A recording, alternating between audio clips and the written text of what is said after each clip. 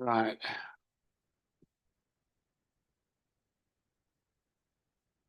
Okay, the time is here, so we will declare the meeting open. Firstly, could I welcome you all here to this community board meeting, and I thank you for your attendance.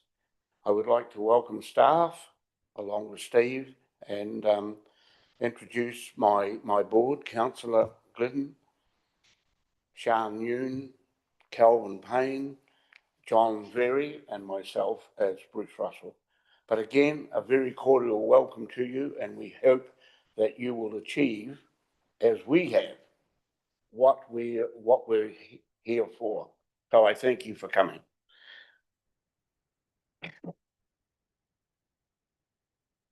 Okay, we'll move on to apologies. Are there any? Could I perhaps just for Phil, for lateness, as far as I know, he is coming.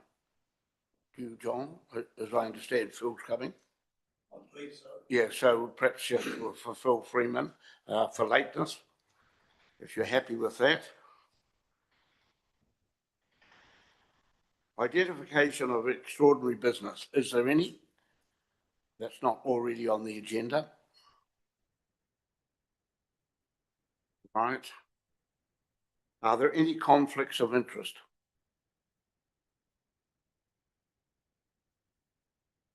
Move on to item 3, correspondence. It is at the start of the agenda. People, have we got any spare agendas? I just wondered, just perhaps pass it round. We are a bit limited, but thank you.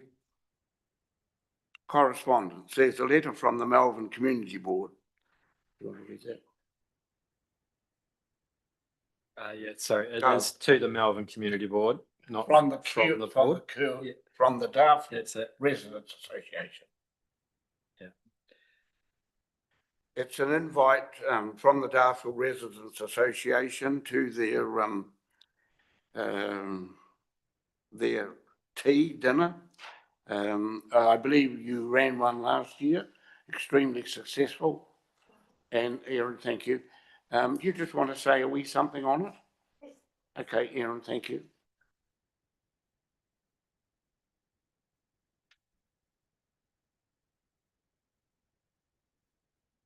Well, thank you and kia ora everyone, and welcome. I'll welcome myself. Yeah. So the Darfield Residents Association, this year will be our 3rd annual multicultural dinner, and we have the wonderful young kapahaka group and our ukulele group. 5 o'clock to 7:30, Saturday, 6th of September. Bring a plate, bring your culture, share, fellowship, and just celebrating the diversity within our community. So welcome everyone. Thank you, Erin.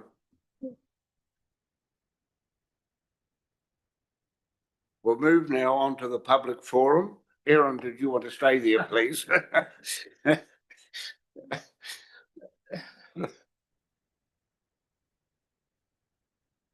Well, first of all, I'd like to acknowledge the chair and the board members, the Selwyn District Council, the councillor and the staff, so thank you. I have talked to Harvey as chairperson of the DRA. However, the concern I'm bringing is around the lack of affordable rental accommodation, more likely within Malvern, but particularly this situation has come to our attention in Darfield. So there is a small group of us women, about 5 or 6 of us. We do home cooked hot meals for those in need in the community. We have our finger on the pulse about the needs out there through this service. And it has come to our attention that a 91-year-old, coming up 91, has been given a 90-day eviction out of his rental. The property is being sold. We have tried numerous avenues to find affordable rental accommodation. I do appreciate the Honui Trust they actually have voiced that they are more than willing to be part of a working party around this issue. They have numerous family members and people in need come to them. The library staff are often the first port of call when people are looking where to go. I know that Rose Craven from the Food Bank, very much a first port of call when we find needs in the community. So I want to know, what can we do about this? I know it could be a 2 or 3 year project ahead, but can we get a working party together of interest parties? And I do know through talking to others that it has been on the table before, but is the season and time really now to relook at with the Selwyn District Council? What can we be doing as a working party? I am aware that we need to collate information, stats, numbers, but when do we start? And I suspect there's probably more need out in the community than just as it identified through this gentleman's case, but this has opened up, I think, is probably the tip of the iceberg. So where do we go? What do we do? Thank you.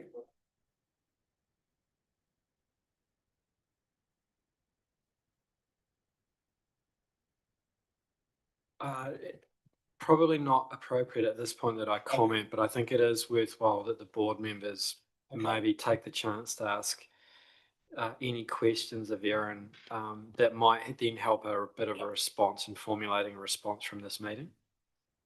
Okay, look, I appreciate that. So we'll open up for question with the board, and then because I think it's a very worthwhile project, I really do, and I think that's something that while perhaps this board mightn't be able to take it very far, I think it's something that we can recommend to our new board so that it gives them something to work to. So I'll open it for discussion. Calvin? Yeah, thank you, Erin, for bringing this forward. And that particular gentleman's situation seems quite difficult. And thank you to the community for responding, and hopefully be able to get a resolution for him. As you know, housing, and particularly social housing, is central government's responsibility. So it does give us we're in that situation where we're in the roads, highways, education and the health situation where we have to advocate to central government. But I think that what you're bringing forward is that we should be able in the future to recommend to the new board when they come in that we try and deal with this, particularly in our rural Malvern situation, where it's very difficult to get centres of anything going because we're 14 small communities. So I thank you again for bringing it forward, and we'll definitely have a discussion probably outside this meeting with the board just to make sure what we do in the future, and we can put a recommendation forward our last and final meeting in September. So that'll be really good. Thank you. Yes, thank you, Calvin. Sian?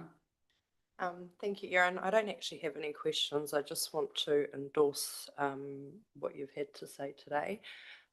During my time volunteering for the food bank and when I was administrator for the Darfield community group, I was often approached by concerned members of the public about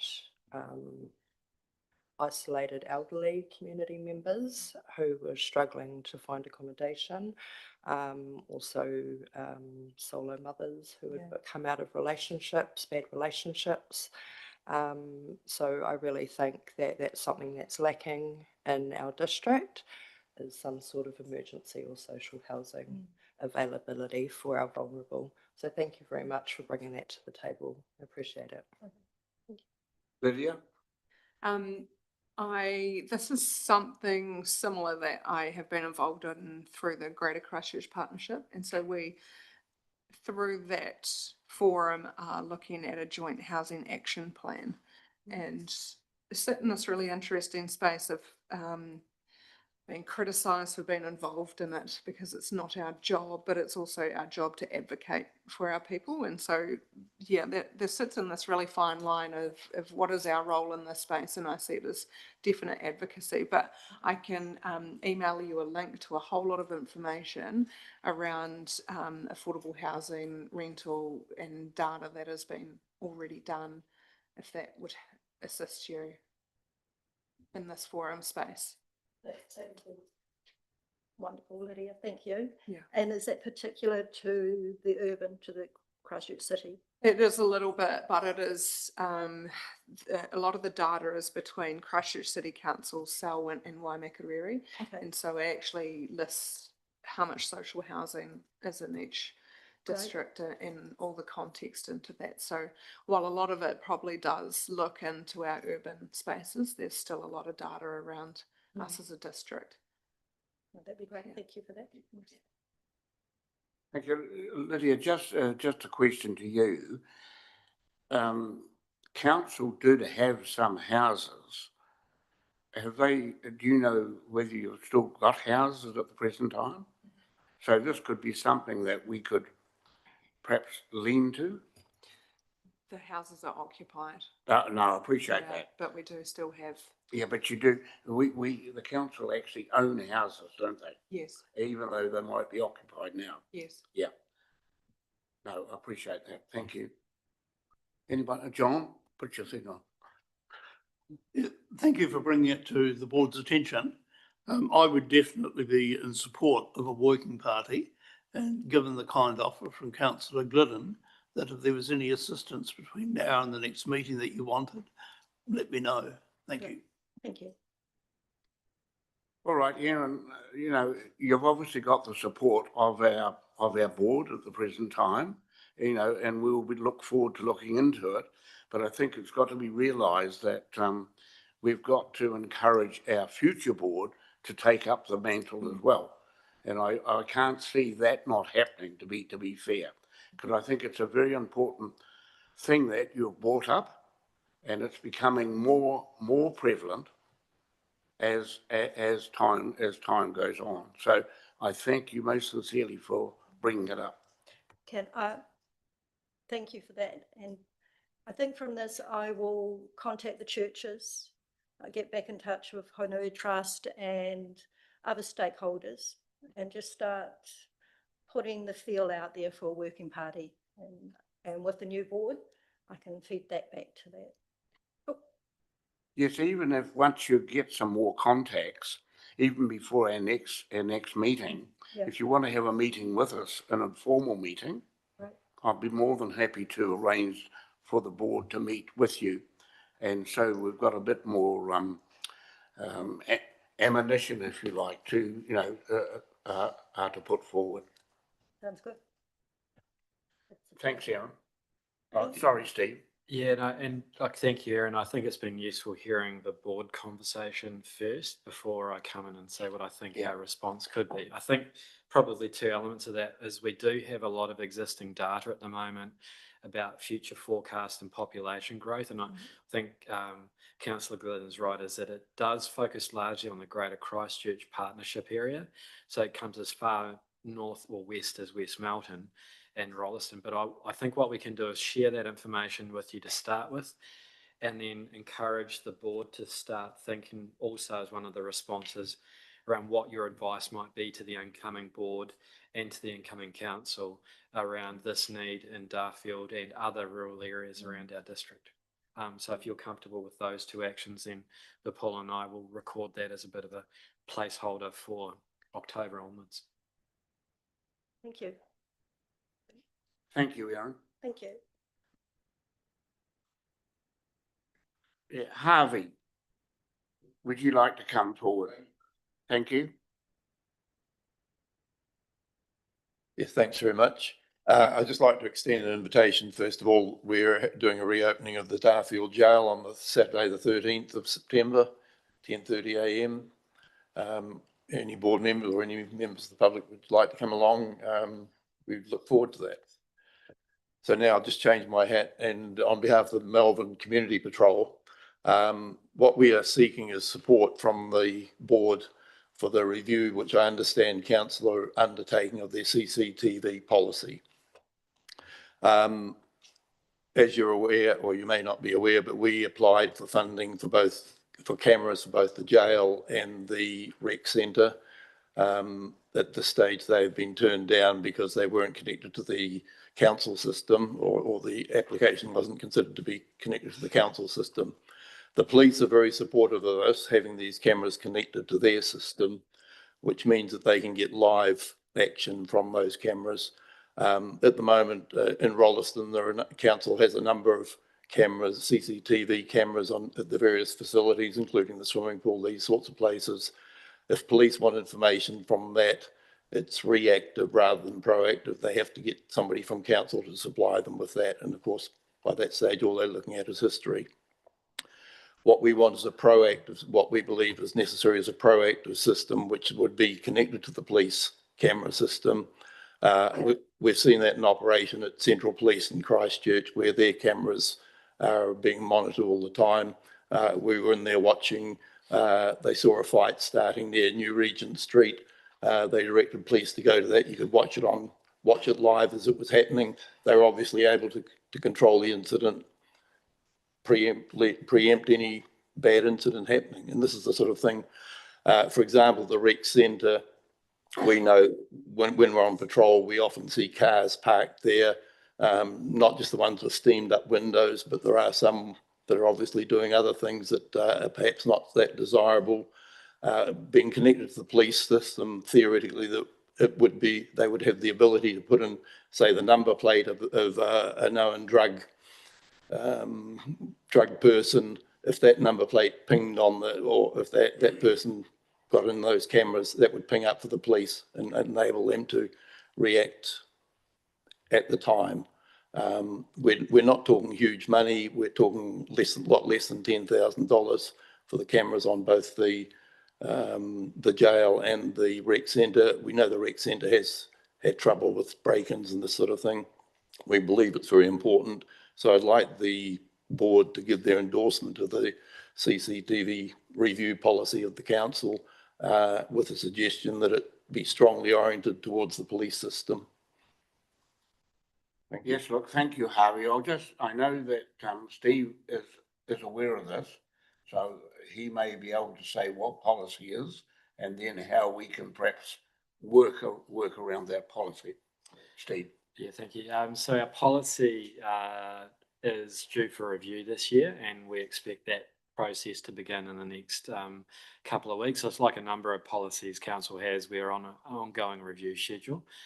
I've passed this just initial heads up onto the policy owner, which is our Chief Digital Officer, and I'll be working with Matt over the next couple of months as we go through the review. I'll take that feedback around the relationship between our CCTV policy, which is a relatively closed system, which means that if we take the footage from a Privacy Act, we have to then make sure that the footage that we look after is protected and we're not breaching anyone's privacy through inadvertent access of that footage.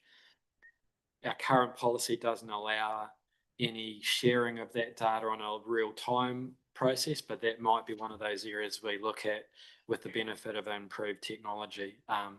And so that's the basis of the discussion that we'll have with our Chief Digital Officer, but we'll keep this board and the Residents Association in mind as we go through that review. Great, thanks for that. Obviously, the privacy one is of concern because the police access to the police system is very controlled, and if you've got a council system, obviously that's more difficult to control the privacy situation. Just a reminder too that from a privacy point of view, people in a public place do not have any right to privacy, and that's the more the control of that footage after it's been taken that is the privacy concern. So obviously handing it in total or handing it directly to the police is a much more tidy operation. So from the council's point of view, that would be beneficial. Right, any comments from the board? Calvin? Yeah, Calvin, could you just shift that bottle? Because I can't see you your can't light. lip read. Thank you. Awesome. Yeah, thank you, Harvey, for bringing this forward again. It's been, I think, for the last 2.5 years, it's been on our agenda at some point. So thank you for bringing it forward again. And it's a very important issue, particularly with the jail reopening. We don't want that broken into, do we?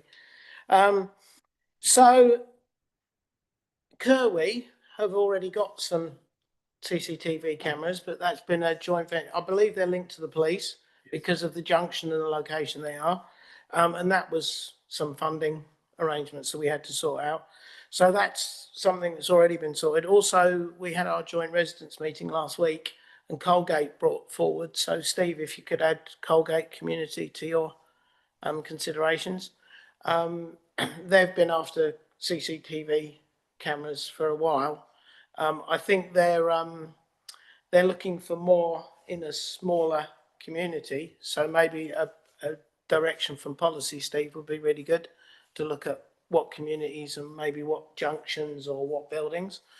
So I think it's a really positive thing that we're talking about it again, and I think it's positive that council are reviewing their policy. And I personally will be backing it up to try and get as much clear policy out there so that we can actually do something for our small communities, particularly the rural ones out in Malvern, because they're more remote. And, you know, it's a long way from Rolleston for a police car. Yeah. And also with the community patrol, you're doing an awesome job. Thanks, Harvey. So thank you for bringing it forward again. And yeah, I'll back up any policy review and I'll be supporting that. Thank you. Thank you. Anybody else wants to make a comment? I think I would have to agree, Harvey. You know, these things are important. There's no question about that. Obviously, the business section in Darfield would probably see not a lot of advantage. Is that what you, no doubt you have canvassed them? Darfield is very well covered. We've already got Darfield completely covered with CCTV through the police system. There are cameras on throughout the main street of Darfield. There are also cameras on any of the entrances to Darfield. There's one at the Waimak Gorge. There's one at the Limeworks at Springfield, so that the police have the ability basically to catch or to watch for anybody coming through our community. And there's the one, of course, at Kirwee. It's relatively easy to connect into this police system. It's not, they can do it by line of sight and these sorts of things. So it's not a huge difficulty to reinvent the wheel or anything like that when they do it. And the police system in Darfield, for example, has already paid for itself many times over. Even the one at Kirwee, they caught a bloke doing wheelies in front and were able to do something about it, which is very difficult for the police to do unless they've got that evidence on tape. And the Darfield one, I think within about the first 2 months had led to the recovery of about $50,000 worth of stolen property. So it's more than paid for it. It pays for itself over and over again. And more importantly, it gives that reassurance of safety to the community, which is what it's all about. We want to provide a safe community. We're going to have a growing community. People have got to feel safe, and just being reactive is no longer good enough. We've got to be proactive. Thank you. Sian?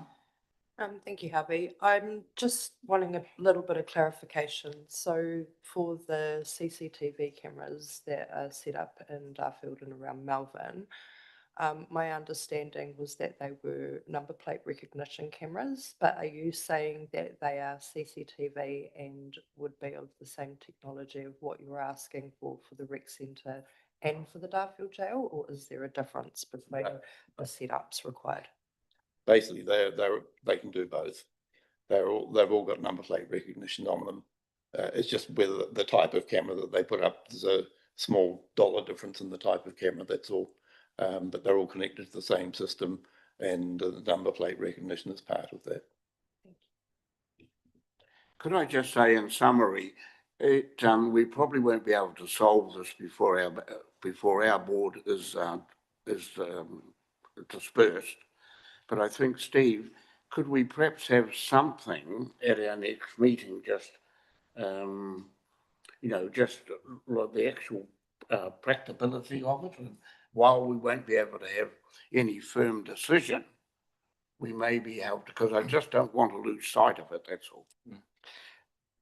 At the least, I think what we can do is make sure that our minutes record the direction, and if the board agrees on this approach, the minutes will direct the next report back. What I'm not sure of at the moment is at what stage we're at in the policy review. I don't think we've started it, so we're at the right time. but it also means that that policy review is going to be taken into broader considerations than is probably in the current policy, which Harvey, you've seen. I think what we can do is take the direction. I also note that possibly what's being asked is slightly more broader for the district than just council-owned facilities, and this policy is largely council-owned facilities, so there might be something that becomes, this is an evolution rather than we're going to change it overnight. We'll make sure the minutes record it. If we can give you a bit of a status update for the next report, I'll put that in my executive director's report. But certainly I think we can flag it that it's been registered today. Yeah, I think it's quite relevant, Steve, that, you know, it's not only council facilities that we're probably looking at. And this has been made evident from Colgate. You know, they've had problems. It hasn't gone any further, but there will be other areas which I think we may be able to bring under this proposed formula. Thank you. Okay, look, many thanks, Harvey. I appreciate that. Thank you.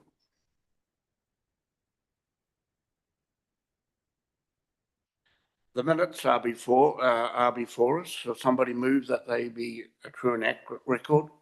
John, thank you. Lydia? No, I want the motion for a start, then we'll discuss them. So you're moving and Lydia second. They are now open for discussion. Yeah, just looking at the page 8, the board resolved to donate 500 to the Darfield High School, and I noticed the financial statement actually says 434.78. I assume, but I'm not a financial expert, that was a GST factor. The question is, did the Darfield High School get $500? I think that's a relevant point. I was going to bring that up under finance, but however, we can take it now. Steve, would you like to make a... I will have to come back to you on that as to did they get paid. They should have $500 in their bank account. It's just how we've accounted for it. Again, much like you, Mr. Very, I'm not a financial expert. Thank you. Anybody want to beg to differ on that? Anyway, okay, is there anything else? There's a number of items that are in the minutes, but I think they'll find in Steve's report, a lot of those will be answered or further discussed. Lydia. It was just for the sake of accuracy under the executive director's report. Phil mentioned the Akron intake, not dry run. Thanks.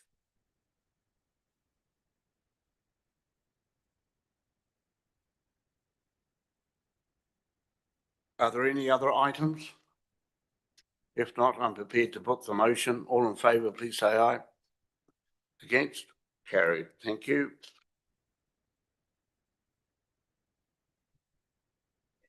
If we move on to actions from the minutes. Page 14. Correct. Yes. Okay, page 14. Steve.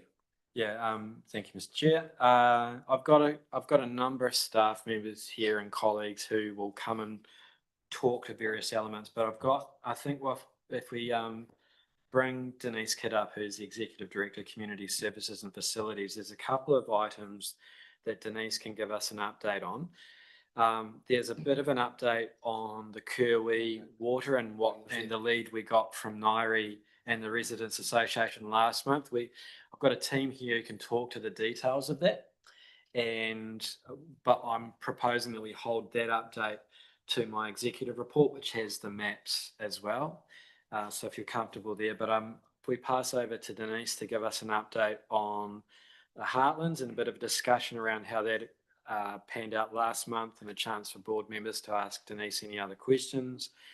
We can collectively provide a bit of an update on the sister city discussion that we had, and we noted still it's in progress, and I think that will probably be the status until we have a new board and a new council, and there's a bit of procedural work that needs to go in around that, and also an update on the alarms for community halls. But Denise, can I pass over to you for first things first in the Heartlands?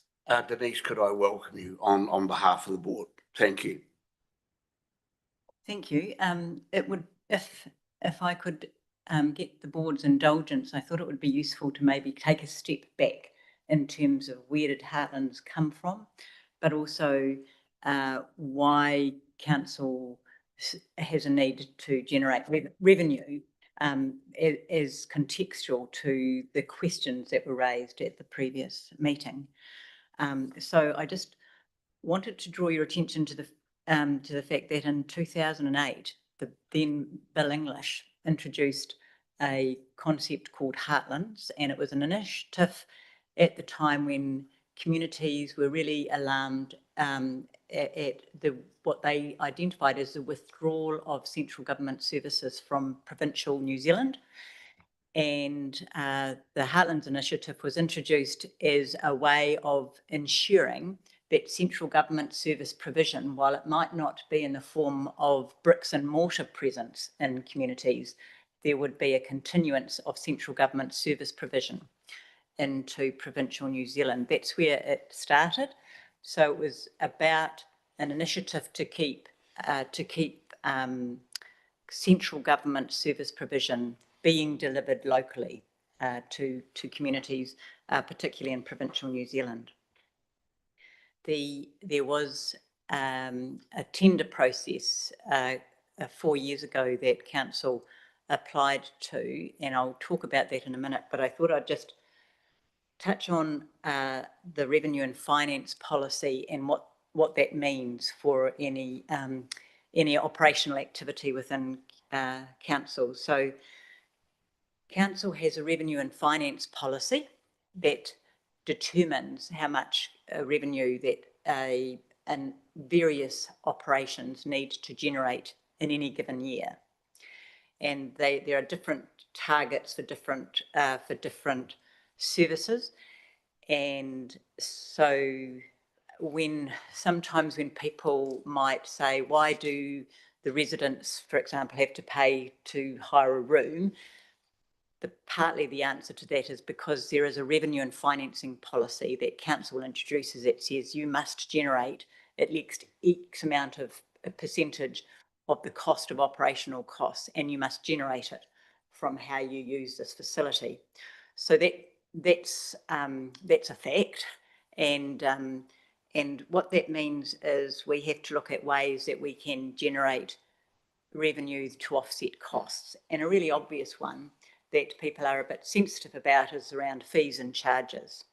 And it would be fair to say that there are some residents that would say, why do we have to pay anything? This should be free.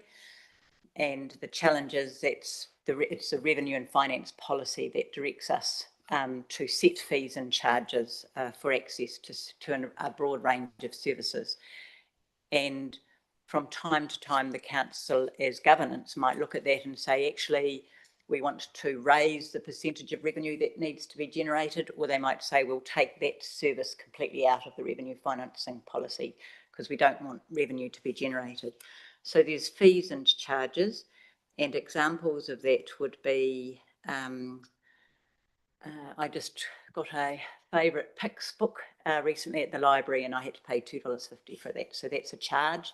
I might book a venue hire and there's a charge. That's why those charges exist.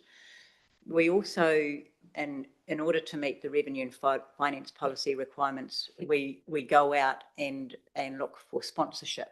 So we recently delivered Selwyn Awards, and there was more than $100,000 worth of revenue that was generated by sponsorship towards the cost of the Selwyn Awards. We also look at and have some contracts for services, and they obviously have to align with the values and I guess the public service ethos of council. But an example of a contract for service that council has is we deliver AA services. We help people with their driver's license and applying for a passport and various other things like that. So we, council gets paid a commission. And I think if I go back in the annals of time, council didn't necessarily put its hand up in the first instance to do that, but there weren't a lot of other commercial entities that were keen to deliver it. It didn't have a large enough commission for it to be worthwhile, and council decided that it was a valuable service to have within the community. And we're currently actively exploring through the Heartlands actually how we might take some of those driver's license activities out across Selwyn district rather than it all being based in Rolleston. So there's contracts for services and there's grants that we also apply for. So an example of a grant would be when we were building Te Ara Aotea, we got a grant from the Department of Internal Affairs to contribute towards the cultural composition of that library and service centre. So some people might say, oh, why has council got a cultural presence in terms of Te Ara Aotea? Well, that was sourced independently of the council contribution, and that's all comes back to the revenue and financing policy where we are charged with doing that. So the Heartlands contract was another example of how we look to bring in revenue. And so when the opportunity presented, we have, in other parts of New Zealand, we have seen it where it operates in a rural community, but it's only one location. And we thought in a community like Selwyn District, that doesn't really work because we don't want to, it's a very large geographic community. So we wanted to actually be able to have a place in the different parts of the community. And hence we put up a funding application that said this would be complementary to the work that we already do through our libraries and service centres. We've already got evidence that customers are comfortable in our libraries and service centres. They like coming here, and we would make it available through the Darfield, Leaston, Lincoln and Rolleston based library and service centre. And we would train our staff to deliver that. And so there's a range of outcomes that come from that we are required to deliver against in order to meet our contractual obligations.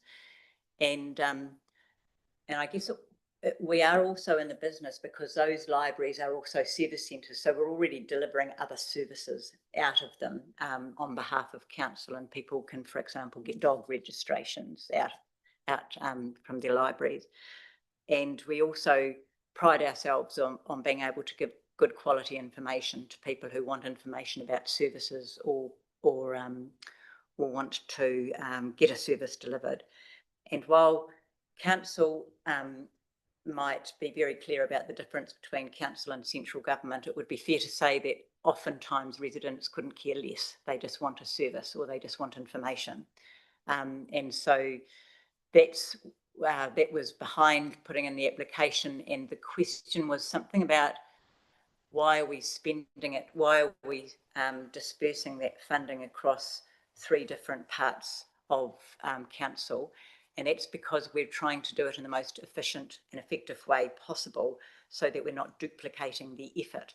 So, for example, a percentage of the contract value is paid to the team that is responsible for any booking of any room in any community centre across the district, including libraries.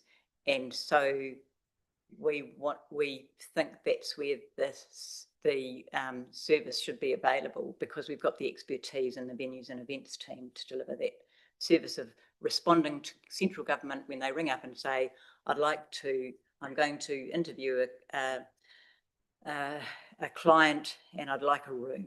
So it goes to the right place in the organisation. And the other part, and some of it goes to the libraries and service centre staff, because they have to have a broader breadth of knowledge and information about the services they offer. But a lot of them are, it could be argued, part of core services in terms of helping people with digital, helping people access information online, that sort of thing.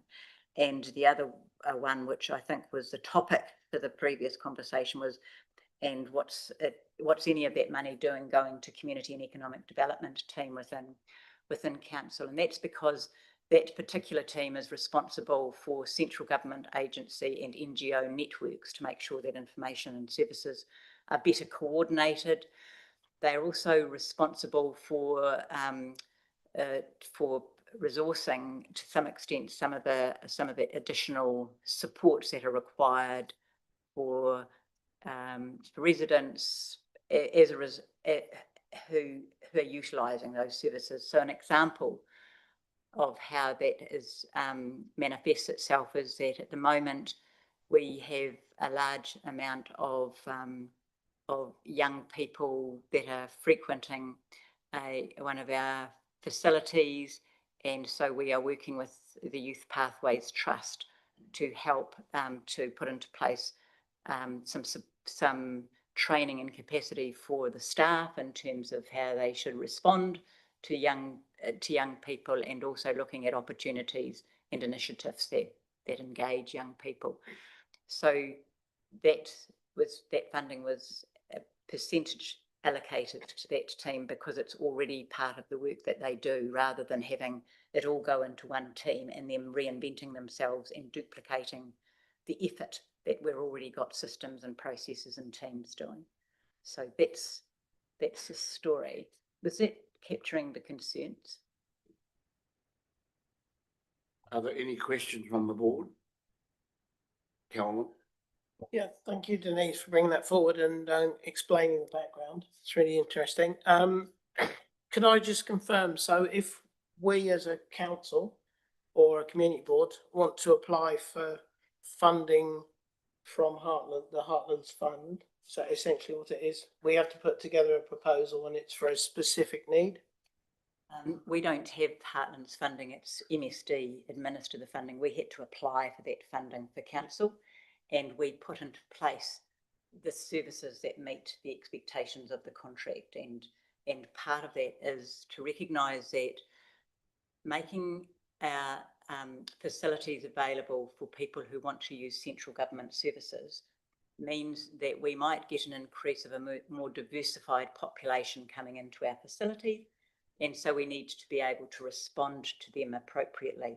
So the onus is on us being able to try to support it. So if it comes up for tender again, then that would be the opportunity for a separate NGO or someone to apply for funding, but remembering that it is about central government services, primarily. Okay, thanks for that clarification. It's really good. Okay, thank you, Sian. Thanks, Denise. So from the information that I've read around Heartlands, and you've just said that the money is to go towards central government services. I don't know if I've necessarily seen that it's literally restricted to that. One of the concerns that I have and what I've seen in the community is a need for social services potentially outside of the government funded organisations out in Selwyn, right? So I'm talking about existing social services that already exist in the likes of Christchurch.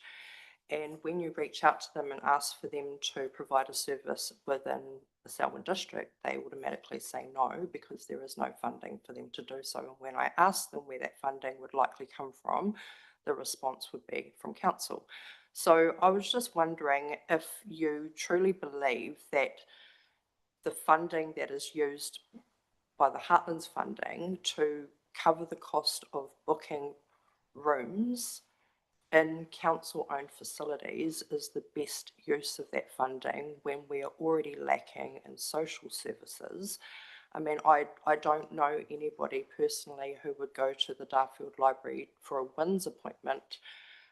They would go into Hornby, which is the closest service centre for Malvern. So and I guess the other reason I bring this up is because February last year, during the board induction when John and Phil came on board, there was a conversation about Heartlands and how there was an intention and a desire to use it on providing more social services within the rural communities. And I just haven't seen any evidence of that being done yet. Okay, and I should have bought one of the quarterly reports that we provide, because it would be fair to say that central government agencies aren't always willing and eager to come out to deliver services, but we have had some levels of success with different organisations. We've certainly had a work and income presence coming out. Sometimes it's in the form of workshops, sometimes it's in the form of one-on-one meetings with individuals, and it is entirely to avoid people having to go into the likes of Hornby or into central Christchurch. So we can provide some information on how successful we've been and with which organisations, which government agencies we've been most successful. But also some of the purpose of that fund is to identify gaps and to engage in conversations with central government about increasing and improving the service delivery. And that's exactly what we're doing in that network that we have with central government and NGOs and council. And so there are opportunities around how we might get better service provision out here. And some of what you've touched on is actually NGO service provision, community group service provision versus central government. Sometimes MSD, for example, might ask for their approved budget organisation to have access to one of the rooms to provide budgeting services, and that's on their behalf. So Work and Income refers the client. So we do have those services being delivered out of some of our sites. I guess the core funder of social services is actually the Ministry of Social Development, and that's not in the Heartland space, but it's in a big category, in a big pool of funding of social services. And I think we've heard something on the news recently about a number of providers of services and how their service did or didn't align with some of the goals and priorities, etc., etc. So there is a process that central government goes through, which is expressly about funding social services. So this is not that. This is something quite different. Also, Oranga Tamariki has a similar process where they've got a funding arm that funds social services into the community. And I assure you, we're actively advocating to get more service provision and sometimes making it easier for the funders or the providers to come out and to base themselves here while they understand the need, etc., as part of the work we do. Yes. Okay, thank you, Denise. Now, do you want to? Mr. Chair, sorry, I have one. Sorry, I have sorry, one sorry, question. Sian. If there was a desire from the communities to have that funding refocused away from government services to NGOs, because I know NGOs fall under the mantle of Heartlands, if there was a desire from the community to have that money redirected into funding NGO social services, is that something that the council would consider looking into? Well, I guess the funder sets the terms, we don't. So it's like if we said, oh, we don't want to deliver AA services, we don't want to do driver's license, we think we would like to support, I don't know, something else in the community, that would be a decision of the funders. And there is, I would suggest, a much, much larger pool of funding that each of those funders has that is specifically available for NGOs and community organisations. Heartland is a very small piece of that.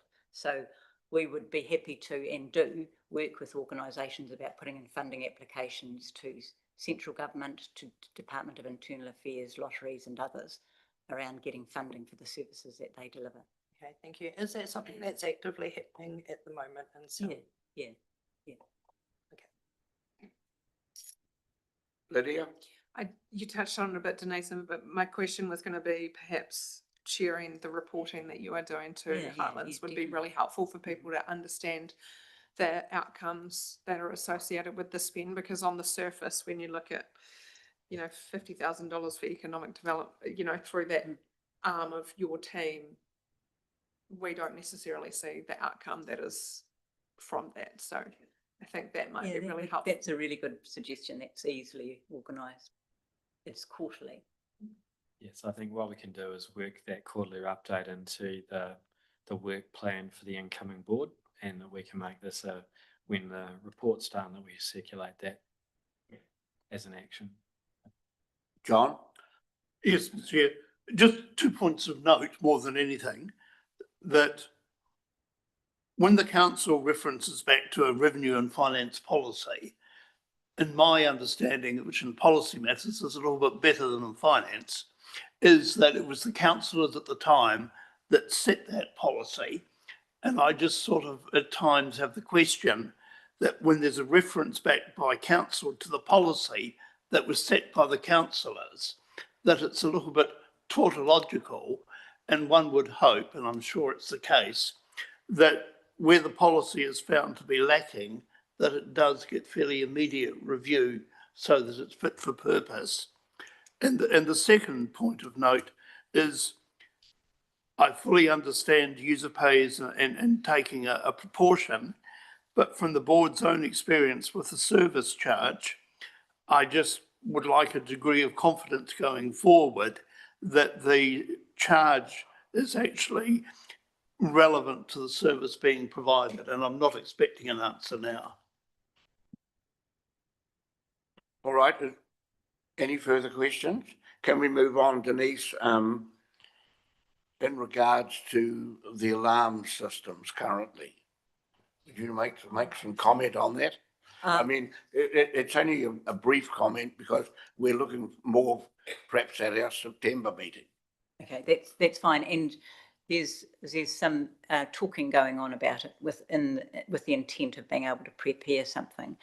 I guess there were two elements to that, or two parts of that. One was there is a plan around how the fire alarms are monitored and which ones are a priority for getting replaced or upgraded, etc. And that's that exists, and they're looking at that in response to that specific question. But in addition to that, I think it's perhaps worth noting, and I've asked for this information to also be included in the report that they provide, is that when a council was moving into a more direct operational management of various community centres and halls, there was quite a number of community members that said we want to stay involved with our community hall, and offered to continue to play a role in supporting that community hall. And so we have examples of arrangements in place with community volunteers where, for example, if someone wants to go and have a look through the hall to see whether or not it's suitable for a hire, there's a particular individual who lives just across the road in Down 3 who's very happy to make themselves available to show someone through. And similarly, we also have people who are happy to be the key conduit if the alarm goes off or there are things that happen. So that's not the end of it, but it is part of that.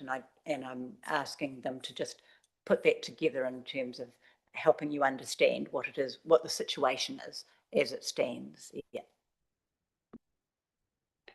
Are there any comments, Sian?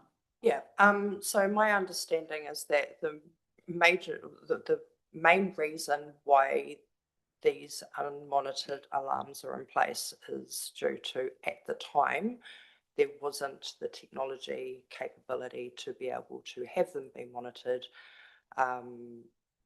with no fibre being available in the rural communities at the time and what have you, and a lot of the halls not having any internet set up.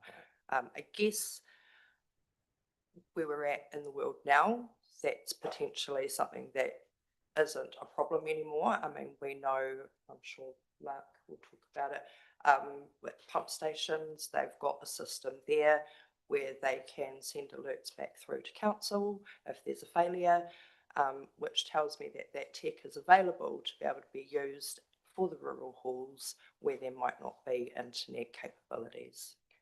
That was all I wanted to say. Steve? I was just going to say there are definitely halls and community centres where technology and access to internet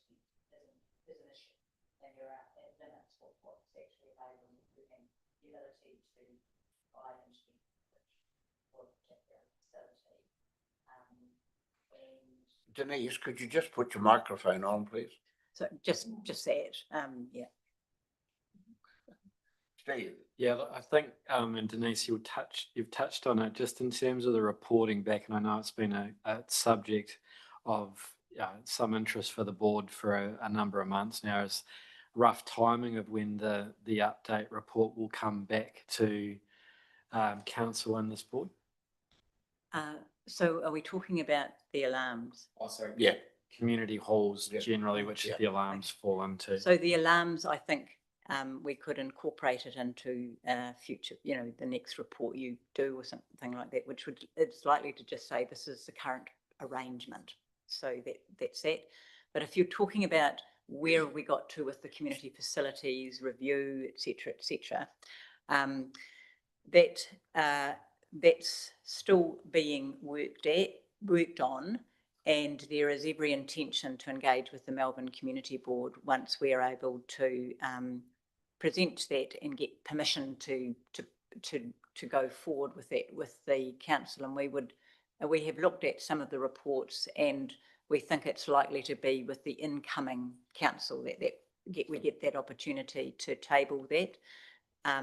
It's got different elements to it. So some of it is around whether or not there are opportunities for alternative uses or alternative managers or owners of facilities. And so looking at, is that possible? Is that not possible? What's an option? What isn't? And then the intent would be to go out and engage with the specific community that particular hall or facility relates to. So there's a plan being developed that will go to council, but it's also got some other elements to it. And one of those elements is also about giving some guidance and perhaps some guidance, I guess, to when ideas come up about council building something for the community, if there can be a framework that is considered before, and that should form the basis of any recommendation that would go to council, rather than just coming in and here's an idea, but we don't know, apart from the fact that the advocating group says this is the most important thing council should spend its money on, there's something that's got a little bit more rigour behind it in terms of what information is available, so that community groups are well prepared when they put in for future opportunities for council investing in. But we are, and that's connected to that same report. And so that is still in place. Some of the reports have been, and I'm not saying that this one is one of them, although there are some pressure on how many reports the current council can get through before it adjourns. But also some of these reports are going to be quite useful for an incoming council to orient it to what's been going on, to set the scene and spend a bit of time providing context, so that the new incoming council gets to understand what's being discussed and thought about. Thank you, John. Yes, I'm aware of the council's procedure and the prescriptions under the Local Government Act, but it just seems to me that from my engagement with the community, that by the time something gets to the council, it's the council letting the horse out of the stable and the horse is bolted. And maybe, and I'm sure I'm not the first one to identify this, that early engagement with the community, while the decisions are still fluid and are able to be adjusted, may have some advantages in being community centric. Yeah, I think you've raised that point before, John, and it's a very good one, and that staff definitely took that on board. I think it's also about us getting our act together in terms of making sure we have good information, and there is information available. It's not necessarily in one place. And so we have to do our own due diligence around getting quality information so that we can go with we can provide a bit more rigour behind what might just simply come across as a an idea with no substance. So we've got to get our act together, but we recognise that the communities themselves will have information that's of value as well. And it's not proposed, the outcome isn't proposed, the process of engagement is what's being proposed, and potentially targeting of particular community halls because other ones have a high level of, I guess, complexity associated with the legal situation, etc., etc. So that might be the piece where we start here rather than everywhere, and do it in a more disciplined way. A further question? You're right. Yes, no, thank you for that. Just in relation to the Yabitsu sister city. Okay. Oh, Can we just leave that? That's Steve's department. Okay. Any want to question Denise on anything else at this stage? Again, very many thanks, Denise, and it's great to see you. Thank you, yeah, Denise. So just on the Ubitsu, I think as touched on, this is something that the new council will be looking at in terms of the status of the committee, and it's the council's working with that committee to determine what the future looks like. We will wrap up the relationship with the Malvern Community Board and the new community board in that conversation. And as noted in my exec report, the community board members will be engaged in that orientation plan at this stage, and we will work out how we then navigate that collectively. Noting it is an important relationship for this community board and for that community in Ubitsu as well. Do you want to make comment? Because I was just going to add to what Steve said. The fact is that Ubitsu really comes under the Melbourne Community Board, and so that the other sister cities is totally different. We've supported the other sister cities, but the Ubitsu is basically community board. John. yeah, no, thank you, Mr. Chair, and thank you, Mr. Goodwin, for the explanation. And maybe I do need to sort of, unfortunately, rely a little bit on age and Alzheimer's setting in from time to time. But it just struck me as a little bit odd when I eventually got to read the annual report, and then I got to page 149. I thought, phew. And here I read, the Malvern Community Board has been delegated the authority to facilitate relationships with the Ubitsu Chio. And that was the first that had been clearly, despite the fact that we'd had a member of the board attending the sister city meetings. Yeah, well, I think to be fair, we were invited by sister cities to actually attend the other meetings as well, if we so desire. And Kelvin has basically accepted that position. Okay, move on. Sean. Mr. Chair, could I just Oh, sorry, get Kelvin. a clarification on the sister cities? Could I just clarify, I think I'm correct, in that the review of the sister cities where Denise is, that's due to come before the new council later in the year, isn't it? It's not coming before the current council. No, it'll come to the new council and the representative, or however it's structured with the community board. Yep, thank you. Thank you. If we can move on. Sean, in regards to the NZTA. Thank you. Thank you, Mr. Chair. I have circulated my report through email to everyone, and that I've attached the letter in the appendix. That's right. Would you like me to address it now? Yes, please.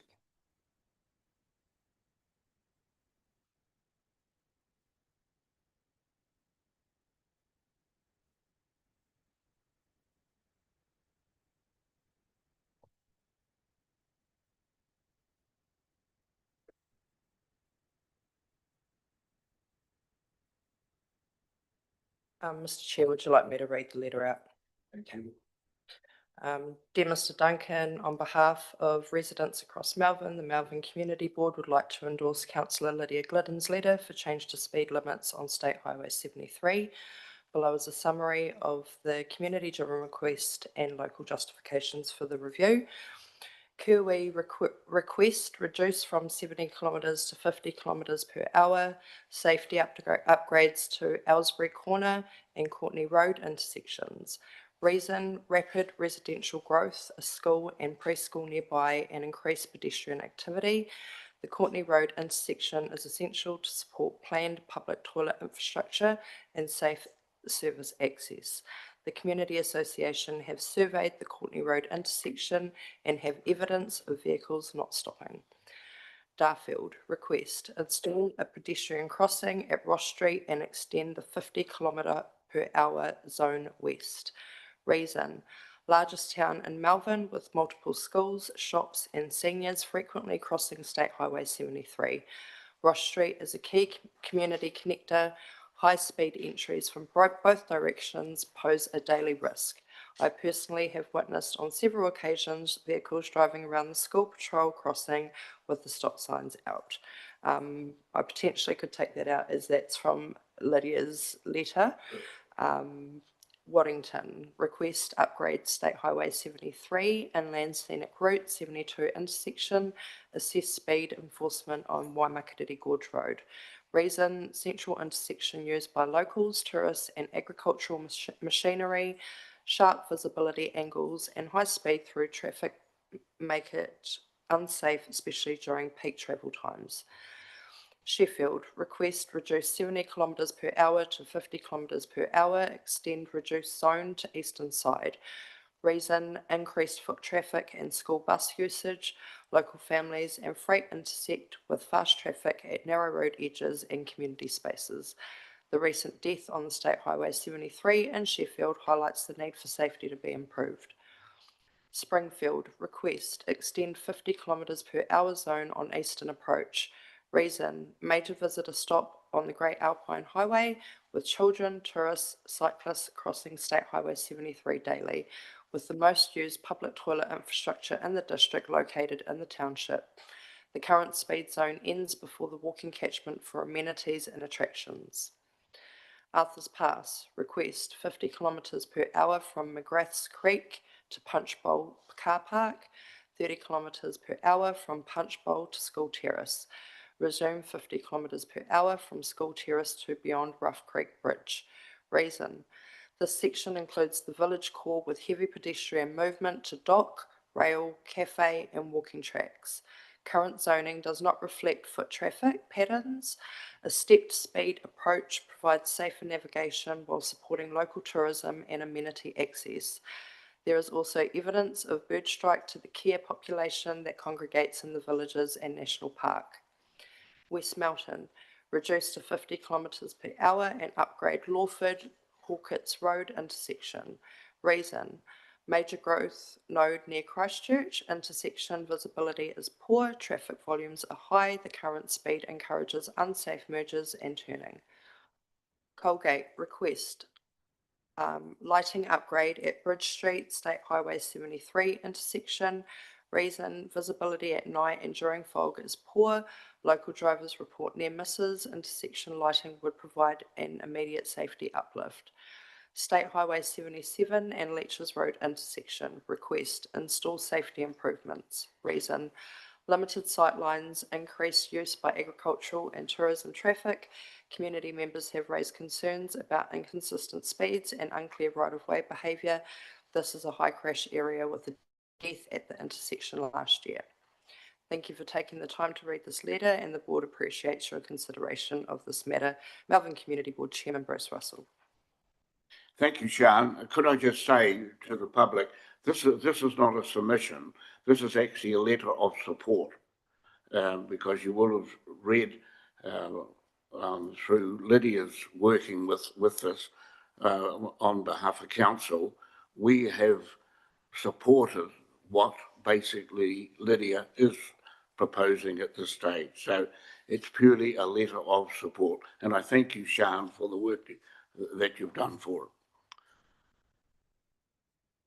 Thank you. I will at this stage then, I will at this stage from the board, are you happy with that letter that I sign it on behalf of the board? Is there a motion to that figure?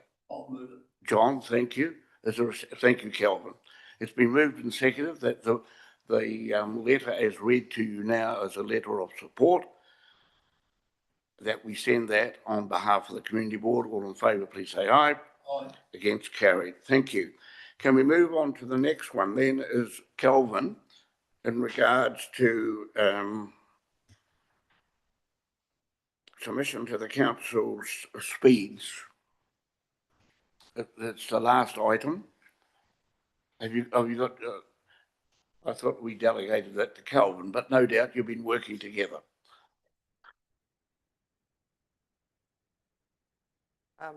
Thank you, Mr. Chair. No, that was delegated to me. I did do the submission on behalf of the Malvern Community Board in support of the speed reduction for Kimberley Road and Darfield. Did you get a reply? Yes, I believe I did get confirmation that it was received.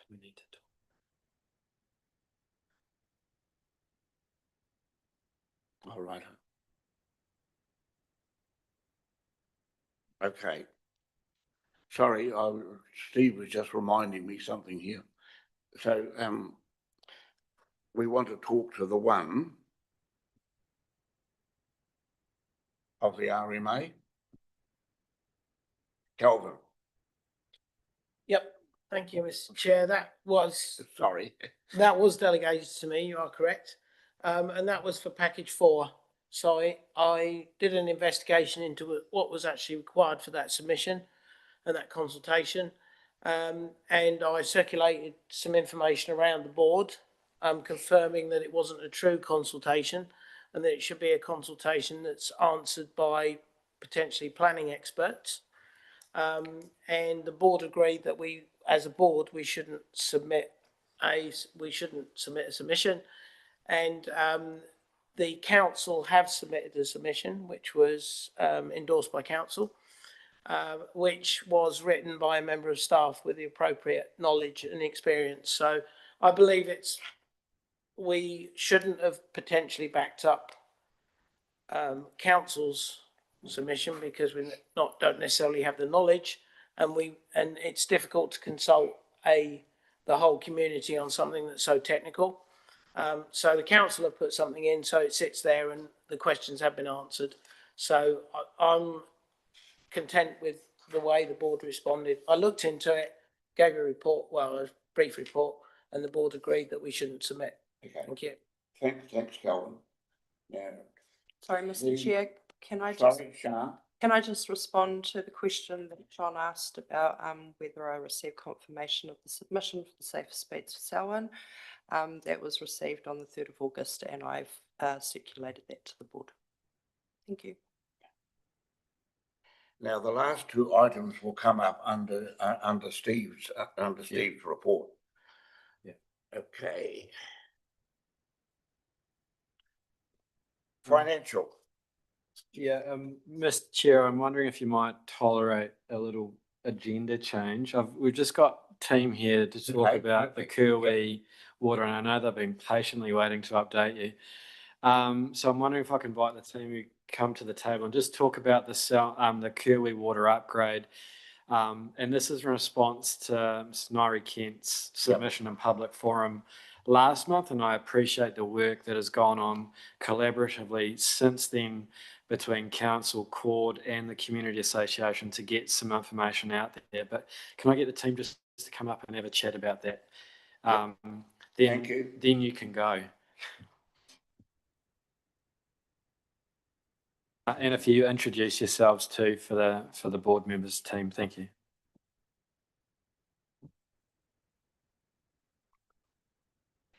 I'm Dale Johnston, project manager in the infrastructure and property team. And I'm Mark Andrews, principal water engineer at council. So we had some feedback at the last gathering, so we just sort of thought we should come back and have a bit of a chat about that. So we currently doing some work in Kirwee, which is water main renewals. Current focus there is renewing old asbestos cement pipework and low density polyethylene. That pipe works at the end of its useful life, and we're proactively renewing it before it makes a mess of everywhere. That's consistent with our approach taken everywhere else. We're focusing on those materials. Over the last few years, we've changed the way we do our renewals programming. We tend now, so historically we used to go into one road in one township and then bounce around various different townships doing stretches of water main renewal. We've changed that now, so we now come in and we focus on a township. We tend to come in, we will disrupt, and we apologise for that, but we come in hopefully over the course of a year and go all the way through the town, replacing all of the asbestos cement and low density polyethylene pipe, and then we leave, not to return for a long time, one hopes. That relies on our asset records being accurate, which may or may not be true some of the time. So in Kirwee, that's what we're proposing, or what we're doing at the moment. We're coming in, landing, going through the township, and then leaving. That's our intent. So the current programme of work obviously commenced a few weeks ago, and we're planning on leaving around sort of first quarter of next year, sort of February, March time. That's where we're heading. So that's the reason for the works and why we're doing it. A couple of months ago, we communicated our intent with regard to undertaking the works. We sent electronic correspondence out to the community, and we also put up signs at various points around the township. That communication strategy wasn't entirely effective, I think is probably the best way of putting it. I think I was here last time, and we can always communicate better, and we learn on every job. This is an example of that. So whilst it was partially effective, some of the community didn't hear, and we apologise for that. We subsequently have sort of improved our communication style, shall we say. There was a decision made not to post on social media. And in hindsight, that wasn't the best decision either. So we're now in the process of communicating in a different way. We were told that we weren't allowed to place letters into PO boxes at the time, so we didn't do that. That stance has subsequently changed, so we're communicating in different ways, and that's fine. It's our learning. So that's kind of where we're at. We've sent out letters to affected people, and we're communicating on social media. So we're hoping that that has improved everybody's transparency, and we apologise if we missed people. It wasn't our intent, it wasn't malicious. Rural communities are notoriously difficult to communicate with. Just PO boxes, no letter boxes. Conventional methods don't necessarily work. Yeah, so going forward, we will be emailing out updates to the Residents Association, and posting on the community Facebook, and notices will be placed on the community notice boards. The other letter delivery we'll need to do is for when the water's turned off, but that'll be done in like little points about the town, so it's not quite as easy to drop them in the PO boxes. So the plan is for that is them to be dropped on doorsteps in that instance. So we should probably just talk a little bit more about that. We're not shutting the water off to the town. Please don't be alarmed. As part of renewing pipe works, we lay all the pipe work, we sterilise and pressure test all the pipe work, and then there are periods where we have to cut that pipe work over, so reconnect it and disconnect other things. So there's just sort of tends to be a ripple of isolations and reconnections after that. So it's just small interruptions, which is planned. And that outage information will also be on the council water outage web map system. Court have also been in contact with other community stakeholders, so they've been speaking to FENS around the road closure. They've been speaking to the local schools regarding drop-offs and pickups, and they've been talking to the A&P show, as well as individual residents for messaging around working through their driveways. So we've obviously been trying to reach out and talk to people, and we acknowledge the work is disruptive, and we just ask that people have patience and treat the people on site with respect as they would expect to be treated. We have had a series of challenging people running lights and disrupting things, moving things, which is unsafe. We have had to bring in some cameras to monitor the to monitor that situation because it represented a health and safety risk to us. If everybody plays ball and everything is unfiddled with, for want of a better word, those cameras will disappear. It has to be done to protect. I'll just give a little bit of detail around how the works are planned to progress. So Cord will generally be working in 2 teams, plus there'll be a 3rd team comes on site when they're doing the works under the highway. They plan to progress down Courtney Road, including the highway crossing, High Street and down the state highway, then on a Tramway Road before moving into the side streets, which include School Lane, Nelson Lane, Anson Street and Thomas Street. We also did work on the south side of the highway on Courtney Road and Adelaide Street, and that work's near enough finished on that side. So we're very aware that there are the AMP show, there's events going on. So our intent is to not be around when those things happen. So we might disappear for a bit and then come back, or sequence our work so we're less intrusive.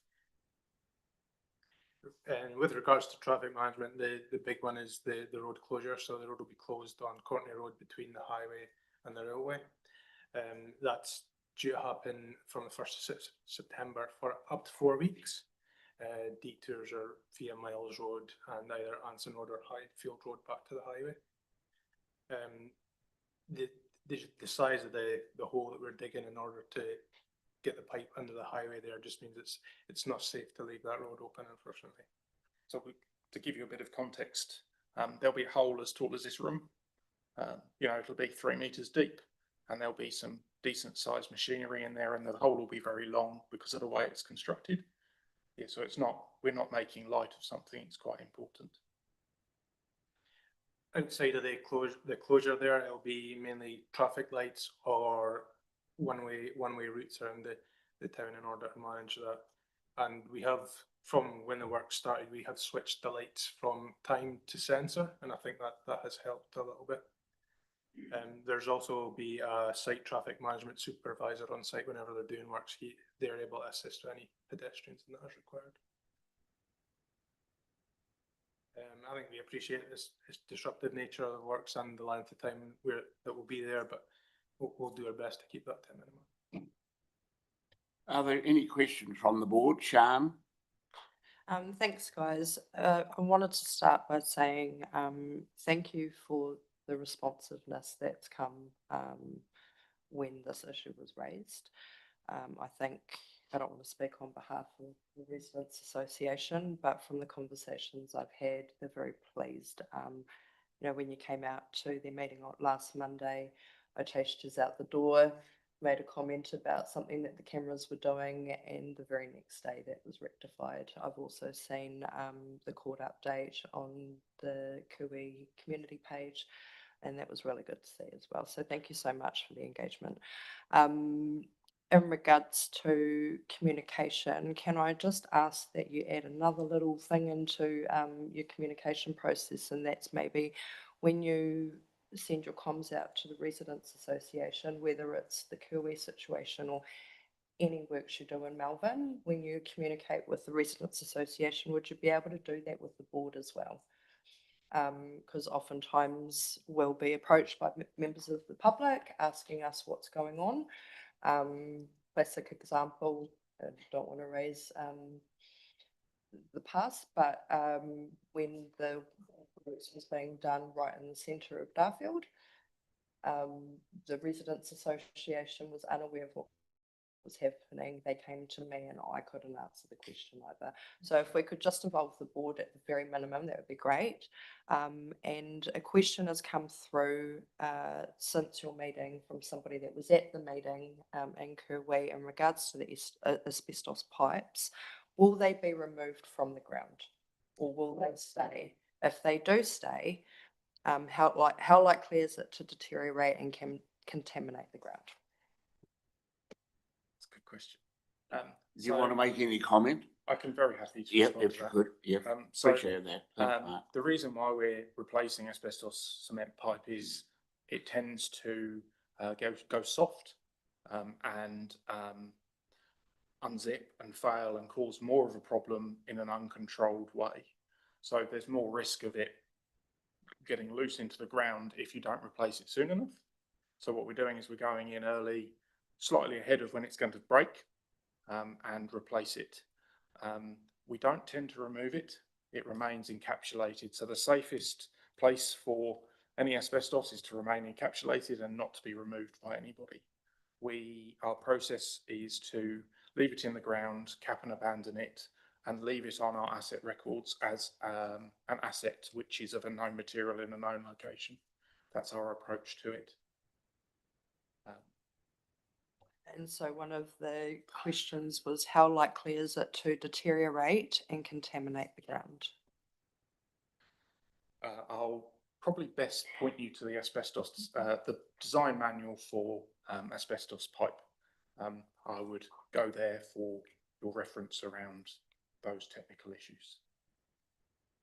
Is that something we can get? Yeah, I was going to say, Mark, there might be a link that we could supply to the governance team to send out to the board. Thank you. Yeah, look, thank you, gentlemen. I think the thing is, in my opinion, we've learnt a valuable exercise. And I just think the main thing is, though, that all communities really want to know what's actually happening. And I think that this is, and I congratulate Kirwi, for bringing this matter up. It was followed by Sian, and I think it's a very valuable lesson. And I do congratulate you at least taking on some of the proposals, and I think it just makes it a lot easier.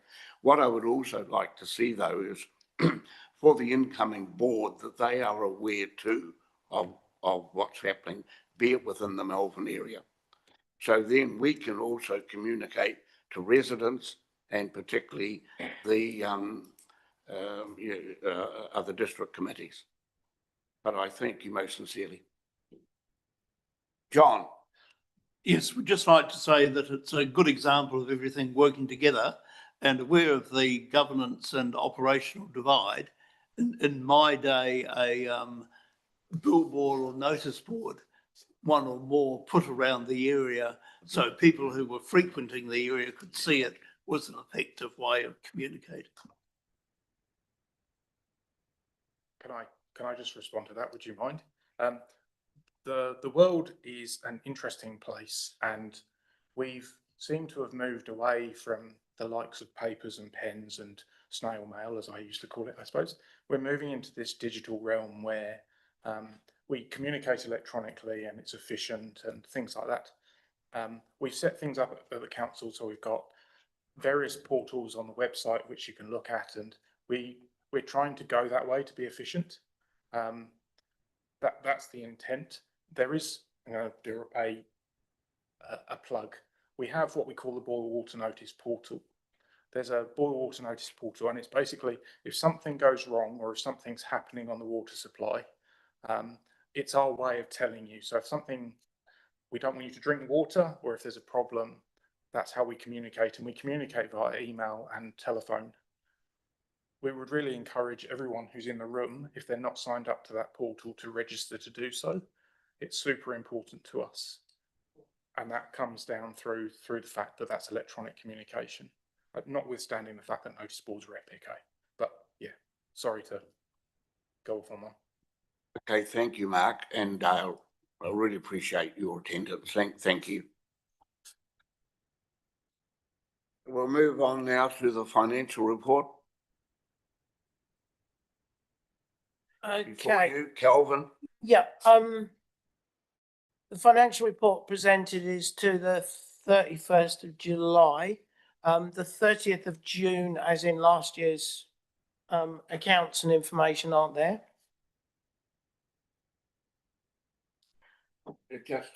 Just a moment, Kelvin. Yeah. I think I'll pause it there. Okay.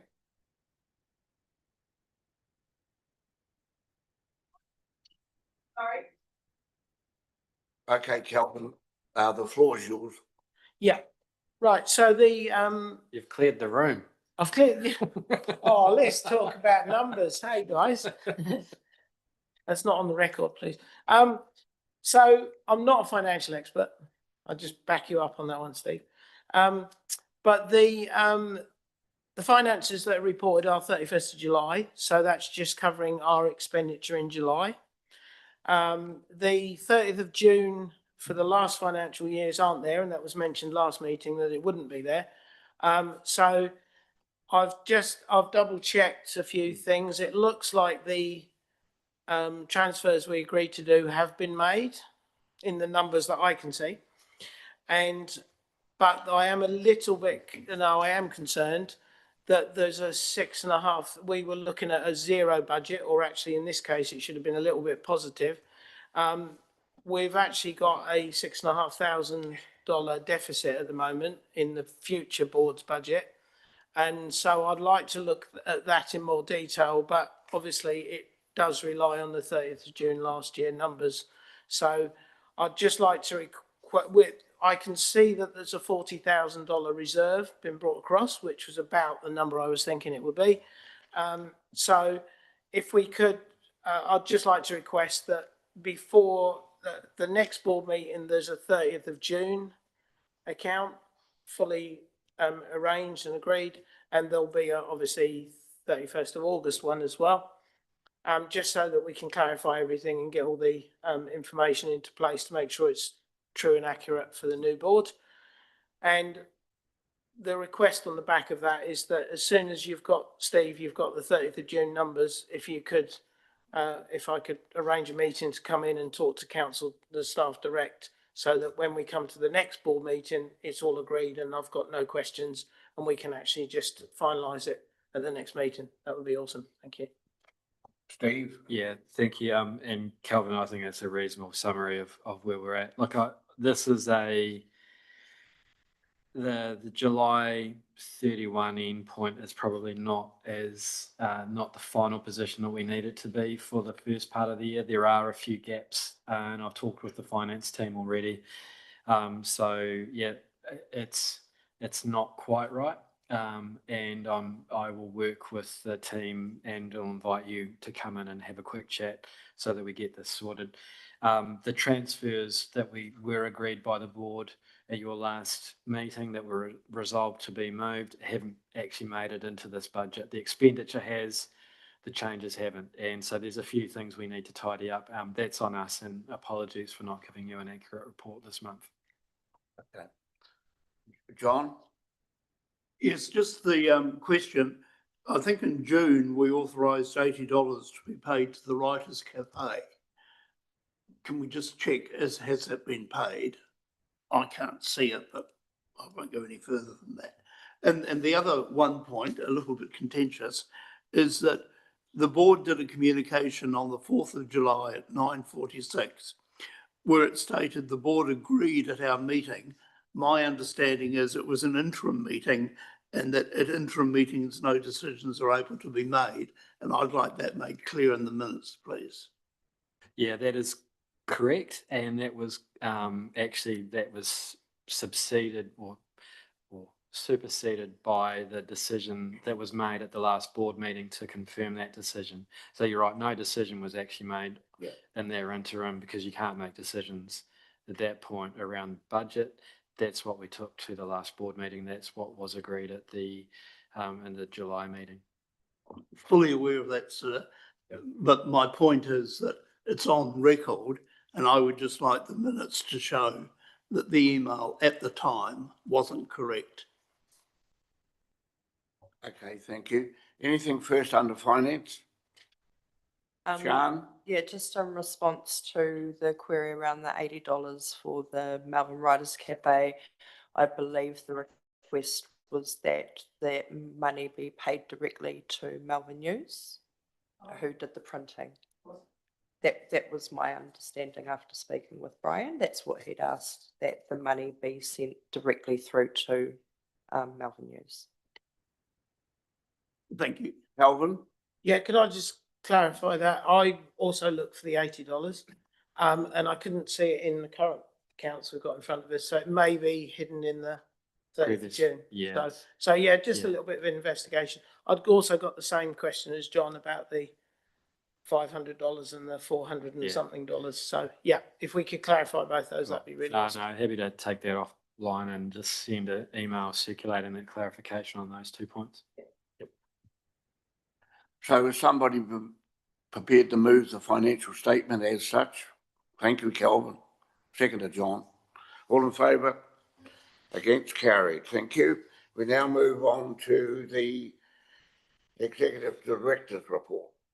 Steve? Yeah, thanks, Mr. Chair. So just going to touch on the Community Board's Executive Committee levy. I think has been noted, and certainly the document that they circulated through Calvin's report last month. There's some really good content in there. Yes.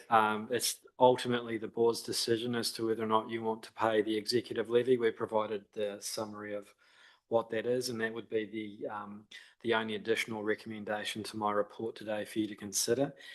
Happy to talk about any questions you've got on that element of my report now, or I can just keep talking and then you can come back. I just wonder whether we should do that levy separately too. Cool. I'm happy. Is somebody prepared to move That that? the $290. $290? Be paid. Okay, is seconder, Sian? I've got a question on that. Okay, well, if somebody prepared to second, then I can open it for discussion. Thank you, Kelvin. Sian? I just wanted some clarification around when that no longer came under the LGNZ bill that is already being paid by the council. My understanding is that this has been a decision made for every community board because it's a specific membership for the community board's exec. Correct. And it hasn't actually been tagged or connected to the council's decision on its membership to LGNZ because we're two separate entities. If I have that right. And I would support that. That's the way as I understand it. So does that answer your question, Sian? So this is a new development. Correct. Yeah. So I'm prepared to put that motion. Cal, did you want? Yeah, just a further comment. I don't remember this charge, although very small, relatively speaking, coming up in any previous meetings or anything. No, it so maybe that's just been, I believe I've seen it in accounts, so maybe it's just something that's been assumed. And I appreciate council bringing it forward so that the board can actually decide on it rather than it just disappearing. Thank you. Certainly when community boards first started, we did pay a levy, but to my knowledge, we haven't paid a levy sort of since. But this one now has been brought up and they're obviously trying to bring everything up to date, I would presume. But you pay $290 per community board, only up to the sum of 870.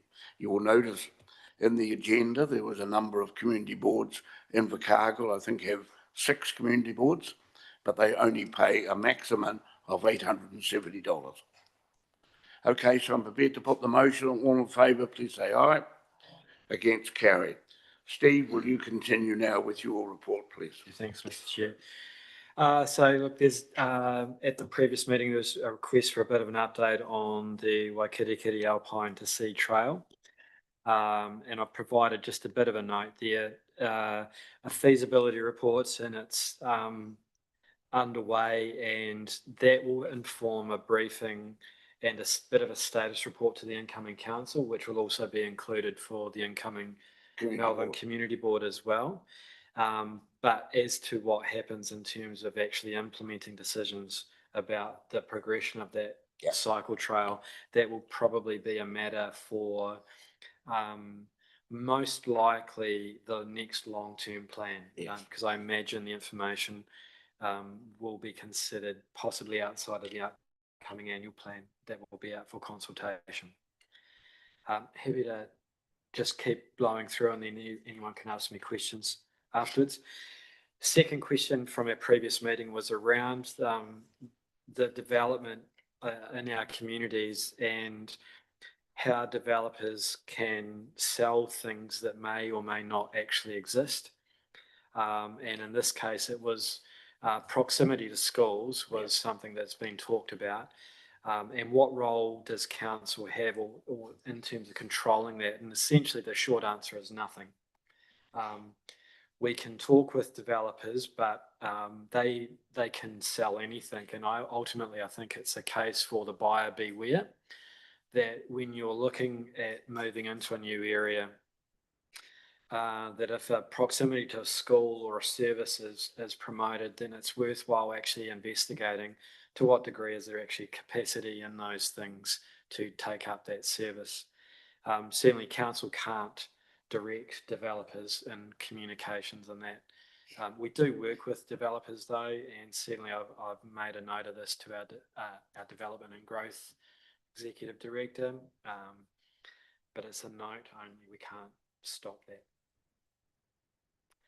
I'm going to keep going through. Yeah, no, you may. please do.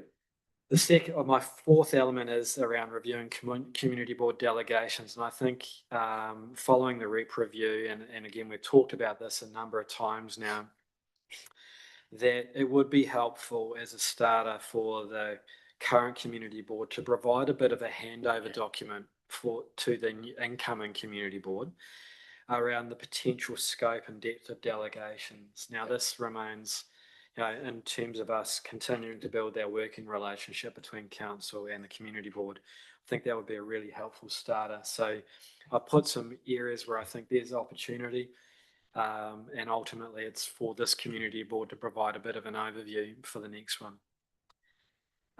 Just also noting on that we are working on an orientation plan for the next council and community board, and to some degree, the relationship between councils and community boards is also going to be something that we will brief our council on as to the relationship here, what we've done over the last period of time, and what are the options moving forward. So the LGNZ report, or the community executives report on the options around how councils and community boards work, will form part of that briefing for our council as well as to where we could take this relationship. Be really helpful if this board had a view to pass on to the incoming board as well.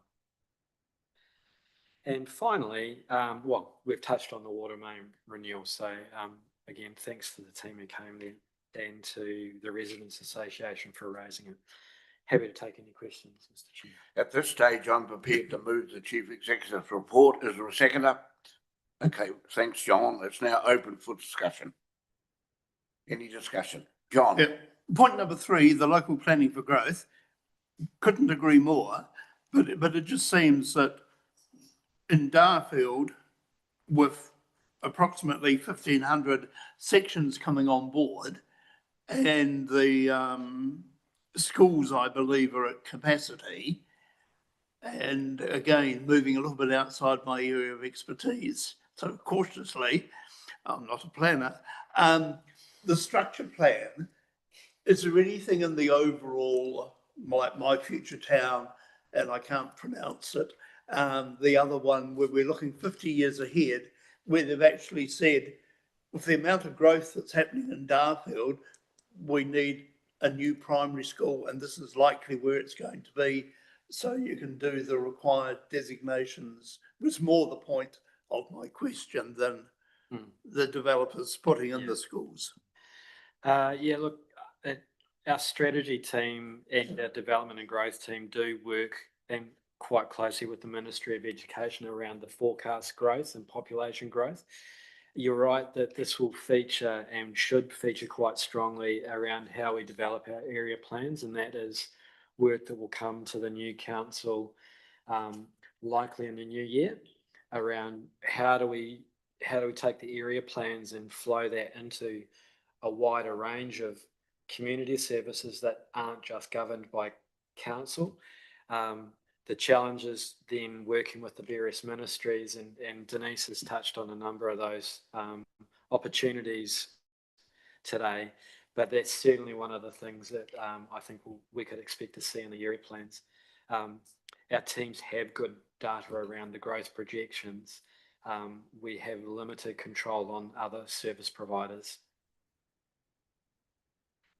Kelvin? Could I reinforce that point, John, with West Melton, which is currently still Malvern, and I'm reliably informed that with the current developments in place, we're looking at doubling the size of West Melton into a primary school that is at capacity now.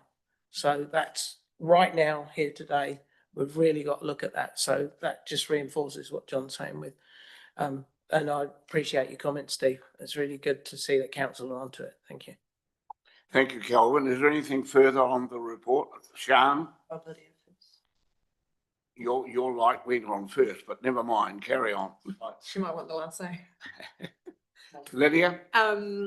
It was, my comment was just around the cycleway, and so I had actually circulated the report from November to board members,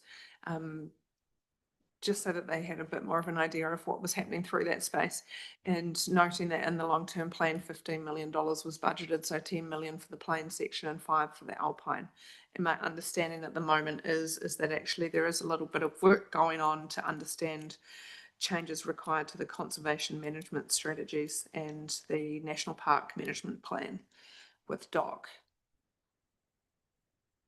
Thank you. Which The I report didn't was find out interesting. from council. I found out from community. And then just the last bit, I just wondered, Steve, through orientation planning, whether it would be good for the next incoming board to have what we're currently doing at the moment as councillors. So having a list of all our external committees that we sit on, to allow for continuity of members so that they can add. So if we use like the Malvern Arts Council at the moment, Sian might be able to put her comments in there of, you know, what is happening or what has happened, and allow for new board members to be up to speed a little bit quicker. I think that's a really great idea. I mean, we want to maintain the momentum that we've built here, and certainly your advice to the incoming board will be really appreciated by the incoming board members, I'm sure, as well as staff. Sian? I really support a handover. I think that's something that we didn't get when we came on board, and that made life so much more difficult to try and understand, given most of us were green. When I say green, I mean green to the role, not green as in the party. And so I really think that that's important and something that we should be doing, because it's just a diligent thing to do anyway, to do a handover. So I guess to not be accused of having not raised it in this meeting, when will we do that as a board? Yes, thank you, Sian. I think I'd already mentioned this to Steve some time ago, that, you know, it's absolutely critical that we give our incoming board, particularly, there's no members of the current board who are standing for election. So it's absolutely essential that we give them some guidance, because, I mean, we came in blind, and I must admit, even though I'd had experience on community boards, it was, we came in absolutely blind. So I think the thing, Steve is well aware of that. Is there anything further under Steve's report? I shall put the motion.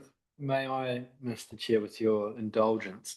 Look, I'd really appreciate, and it's certainly one of the things that, you know, we're all new to this. I'd really appreciate that the board can provide staff the feedback as to what would have benefited you when you started, what were the information you needed, what were the briefings that would have supported you getting up to speed quicker, and if you wish to put that into your, so for its a record, if you want to put that into your last board report around orientation, or circulate feedback to me individually, either way, I will represent that through to the new board. Your choice of how public you wish to make your feedback. Could I just make comment here first, Sian? It was my proposal that we would have a meeting of our current board members, a special meeting, and we would write things down, then we'll discuss it, and there may be other things that we wish to add. Sian? I'm just wondering if the style of a workshop, maybe with Steve facilitating, might be a way to do it, just so we don't miss anything. Yeah, thank you. Okay, so if nothing further under Steve's report, I'll put the motion that we accept it. All in favour, please say aye. Against? Carried, thank you. We'll move on to reports from our board members. I will move mine. Is there a seconder? Thank you. Been moved and seconded. Any discussion on it? it does cover quite a bit, and perhaps next time for our last meeting, I'll make some other comments, but, I think the thing is that it's been a very satisfying, as far as I'm concerned, with the way that we've worked as a board. So I will put the motion. All in favour, please say aye. Aye. Against? Carried. Thank you.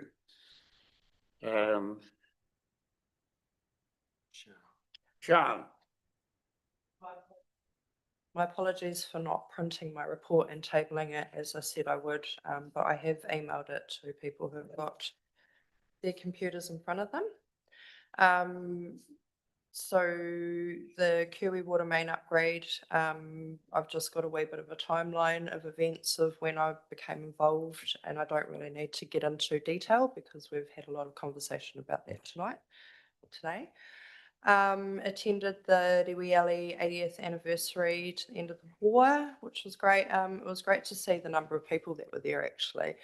And I guess one thing that has sort of I've been thinking about is I think my very first event that I ever attended as a board member that was waiting to become a board member, because there was no contention in that election, was at the Rewieli unveiling of the plaque at the memorial. So it was quite nice to 3 years later be back there again to celebrate an 80th anniversary. On the 14th of August, I attended the Dive into Details at the about the Sheffield pool update. Just want to say well done to what was the Sheffield Pool Working Group, who has now become the Tawera Community Trust. I believe the deed of ownership is almost there. They're just waiting for a final sign off on a land title change. And then effectively the pool's back in the hand of the community, so that's really great to see. I just want to make a note that the community is fundraising. They have a Give a Little page set up, and the name of that Give a Little page is Fundraising for Tawera Community Trust. So I encourage people to put the money where their mouth is and start putting some money towards that pool being able to be opened. Darfield Jail and Memorial. So the council have come in last Friday and removed part of the garden in front of the Darfield Jail, so that we can start working on the foundation and get the memorial seat in. I'm not getting any traction or any communication in regards to the boxing for the foundation. So if anyone's got some construction friends that they might want to give a nudge to, who might be able to respond pretty quickly, that'd be great, because we're running out of time. As Harvey said, the Darfield Jail opening is on the 13th of September, and we need to remove soil, box, pour, let that set and cure, and then anchor the bench seat in. And I'd hate to let the community down on that one. I just wanted to say, though, well done to Harvey and the Darfield Residents Association for the work that they've been doing to get the jail refreshed and ready to open on the 13th of September. Security cameras, we don't need to talk about that. I did have a question of what the other options are, but clearly that's something that's going to be looked into, so that's great. Attended the Combined Residents Association workshop where I provided an update of the letter to NZTA, which we've already discussed.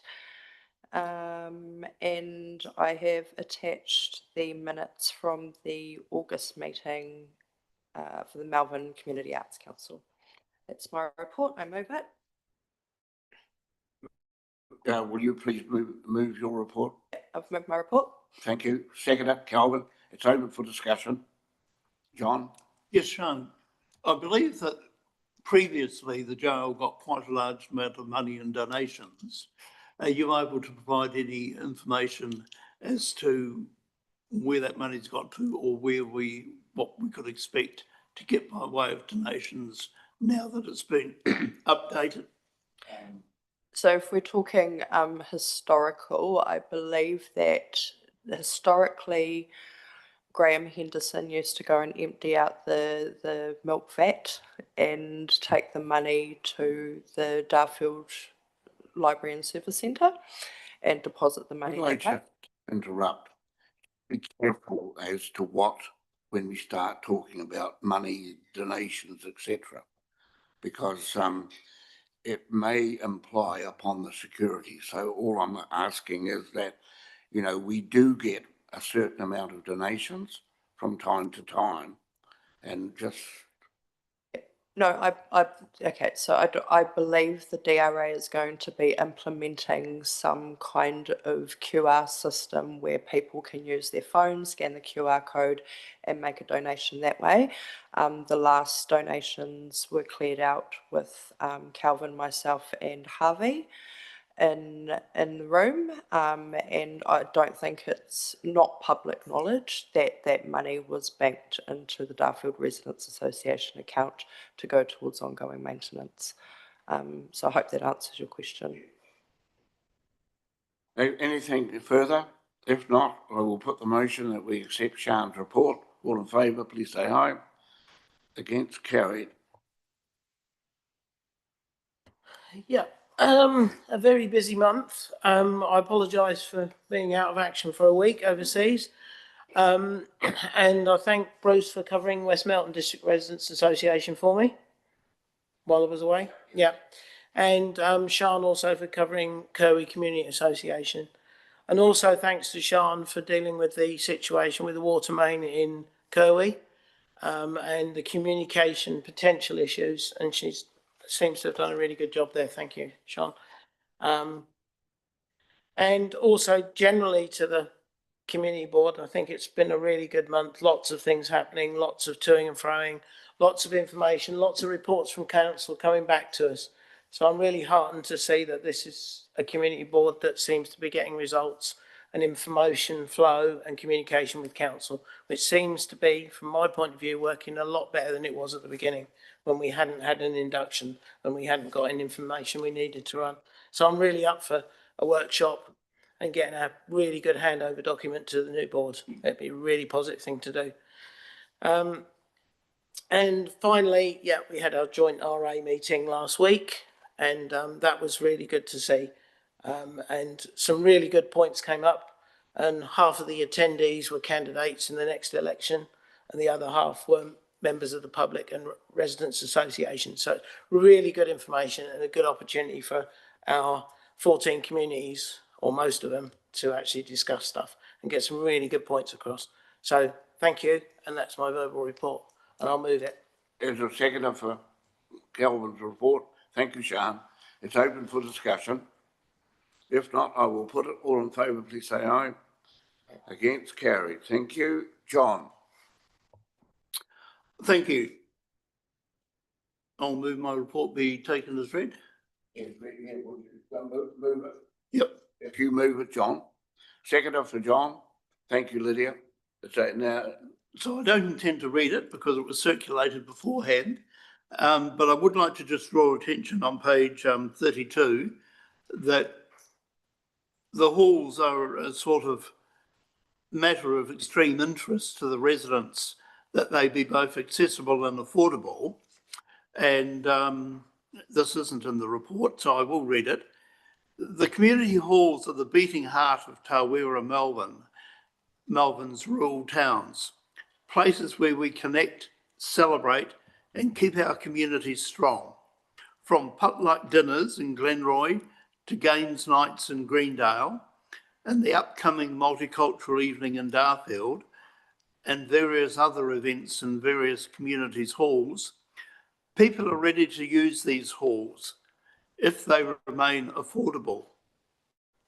While ratepayers fund them, I believe there's a community hall rate, progress on improvements in returning decision-making to local hands has been a little slow.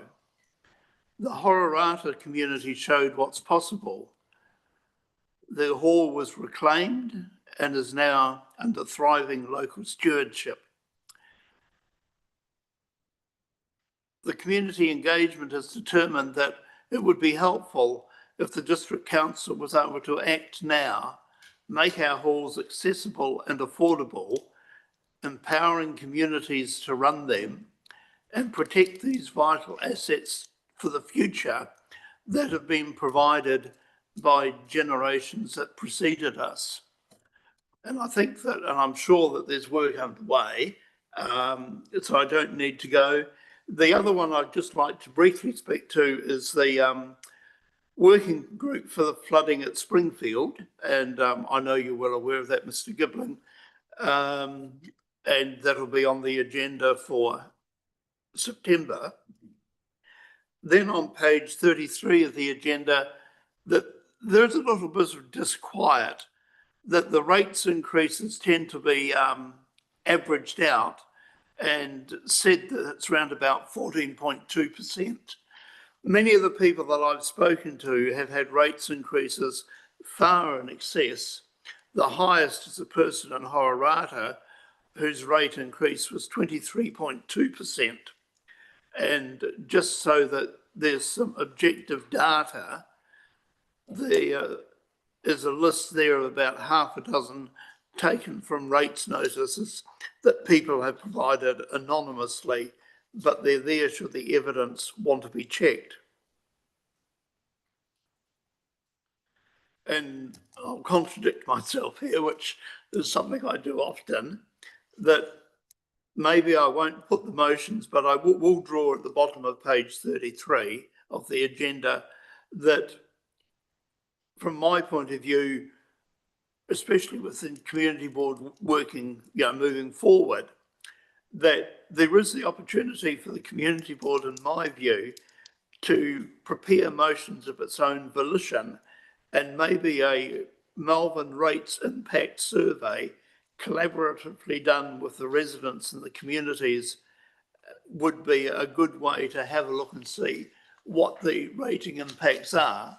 Although I do notice in a recent communication somewhere that there seems to be a change of heart from the very top, that maybe rates increases, instead of being unaffordable over the next few years, will suddenly take a dive to 7%.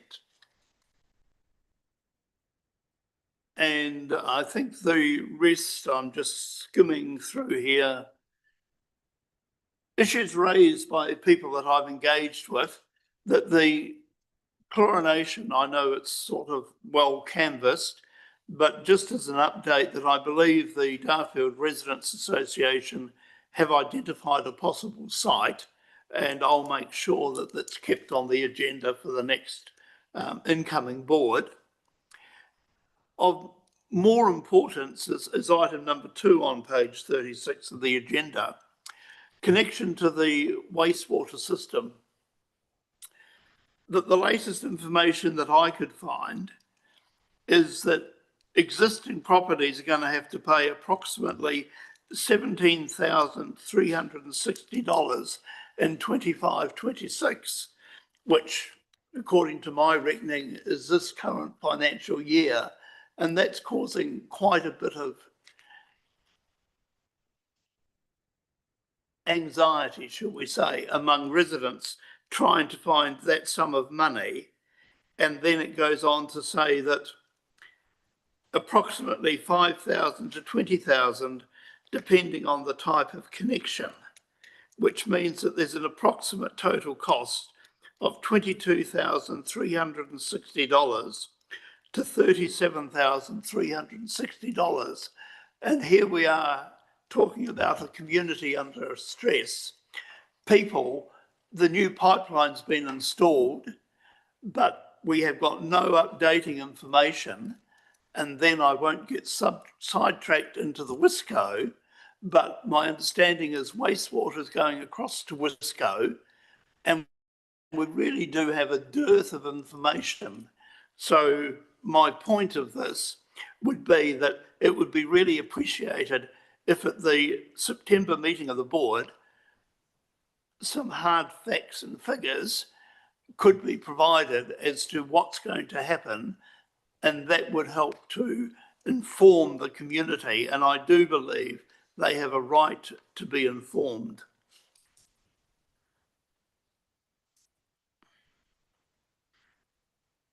So again, contradicting myself again, maybe a good night's sleep changed my mind. Instead of moving the following two motions, I would like them to be taken as action points, if that's okay. And then matters of wider community interest, that it's good to see that the Malvern Community Vehicle Trust managed to get something up and running. And the first shuttle that went to Hornby had 7 people. Then the next week it went to Rolleston. And as the survey indicated, Rolleston, for most people in Darfield and Malvern, isn't the centre of the universe. So it was a little bit light on trying to attract people going to Rolleston. So I believe that what they're now going to do is to say, well, we tried that, it didn't work, so they'll change the second and fourth Tuesday as a aqua, whatever the place is for swimming in Rolleston, and a shopping trip to Rolleston, because the Hornby trip is doing well.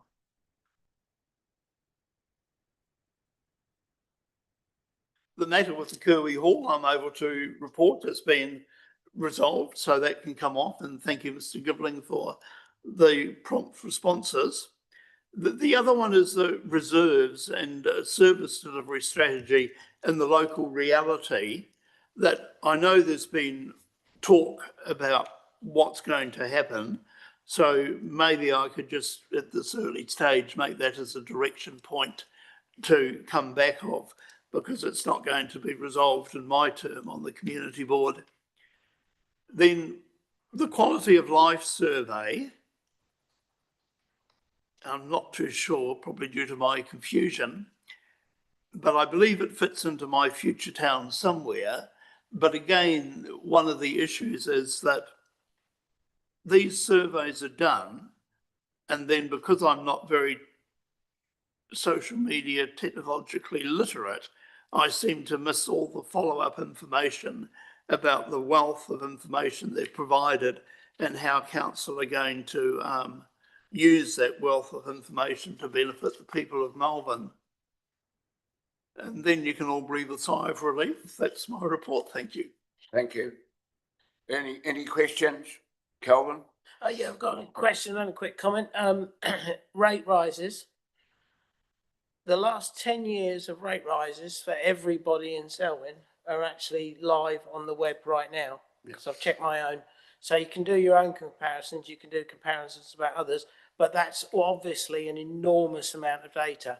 And I'm sure that council, maybe Steve, could help us to provide a change in rates assessment for Malvern, or maybe communities in Malvern, rather than just at the moment it's an average 14.2, because I can admit that mine's only 12.5 this year, but that's partly because I don't have any water services.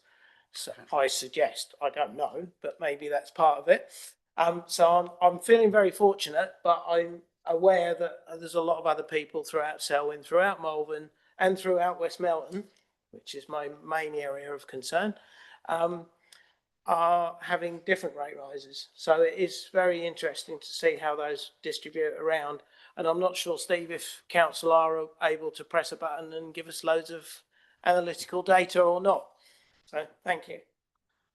You want to answer that quick question?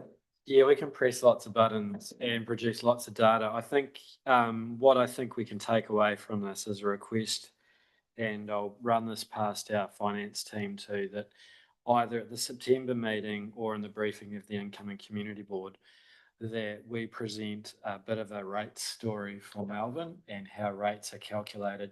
And you're right, it is, rates are done on an average basis, and certainly when you combine and you look at the population where it's condensed, that is true, and we need to be better at telling that story across our district. So we take that feedback on board. And if I can touch on, the action points that are made in Mr. Verry's report, happy to put them on the action register. We will work as hard as we can to get all of this data ready for your last meeting. But if we can't, I will let you know that we've given it best endeavours, and it will be taken through into the next community board if we can't reach So if you're comfortable, we'll do our best. No worries, because not expecting the impossible, but just a time frame. Sian, Yeah, just a quick one, in relation to the community halls. You've said there that community engagement across the Malvern wards made it clear, and you've given 3 points. Can I just ask what that community engagement was? Did you do a survey, or is that just conversations that you've been having with people? Sorry, what's the question again, Sian? What was the community engagement in regards to the community halls? From what you've put in your report, you've said community engagement says. I suppose it's my talking to various people.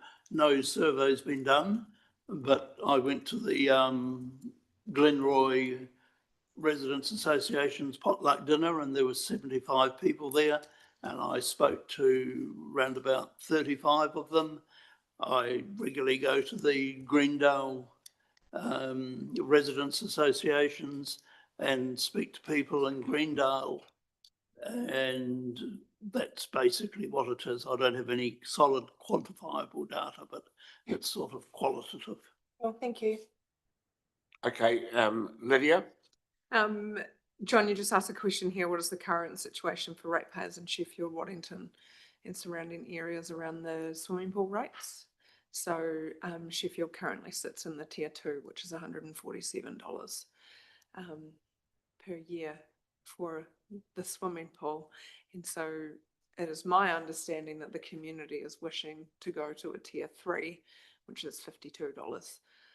Springfield's on the tier 3. So yeah, that is something I think that needs to go through from community to annual plan. So just to get that clear, councillor, that Sheffield, Waddington are levied for a swimming pool that the council is wanting to close, and that the council laws are not willing to provide any money, even though it was set aside in the long-term plan. So may I be so bold, because again, I apologise, finances leave me for dead. If they collect this community rate for the swimming pool, what's the justification? Or is there some policy back here which says that we must get a revenue target?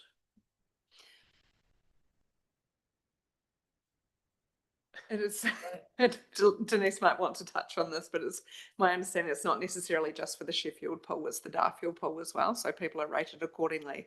But being I guess a resident myself, there would be an expectation from the community that we are divesting an asset that you currently pay for. It would be appropriate that you move tier of charges. Steve, Yeah, at the risk of trying to come up with an answer, I think what we will do is note this as an action to bring back to the board for the next meeting. And I think this will be a subject for the consultation for the upcoming annual plan. thank you. Okay, Can I make the point that if there'd been consultation on the last annual plan, maybe it would have been resolved? okay, thank you. If there's nothing else from you, I'll put the motion that we accept your report. All in favour? Aye. Against? Carried. Lydia, Happy to move my report and would you like to move it, please? yep. Thank you. Second up, John, it's open. Great. I'll take most of it as read, and a lot of it is just really for your information sharing, and just a slight change there with the Otago medical students visiting. They are actually tomorrow at 11:30 at the library in Darfield. They do this every year, and it's a really nice meet and greet and chat. So anyone is welcome to attend with me if they wish. Good. And I put in there around the system improvements bill, and my apologies for not making your combined residents meeting. And I don't know whether you discussed that or not, but it is there. This is what central government are proposing. I don't know how much effort you want to put into telling them how much you like it or dislike it, because they may just do as they please. Okay, do you want a question on that? Yeah, John? no, thank you. That was most helpful. And just as a throwaway, because I've got nothing better to do, I did do a submission, which I'm happy to email to anybody that wants it, and they can either adapt it or just throw it in the rubbish bin, whatever they like. The interesting thing, and one of the points that I did raise was that when they're looking at having a uniform code of conduct policy, that my understanding was that community boards in rural areas, and I don't need to go because everyone's looking at their watches for some reason, could get caught up in a uniform code of conduct throughout the whole country.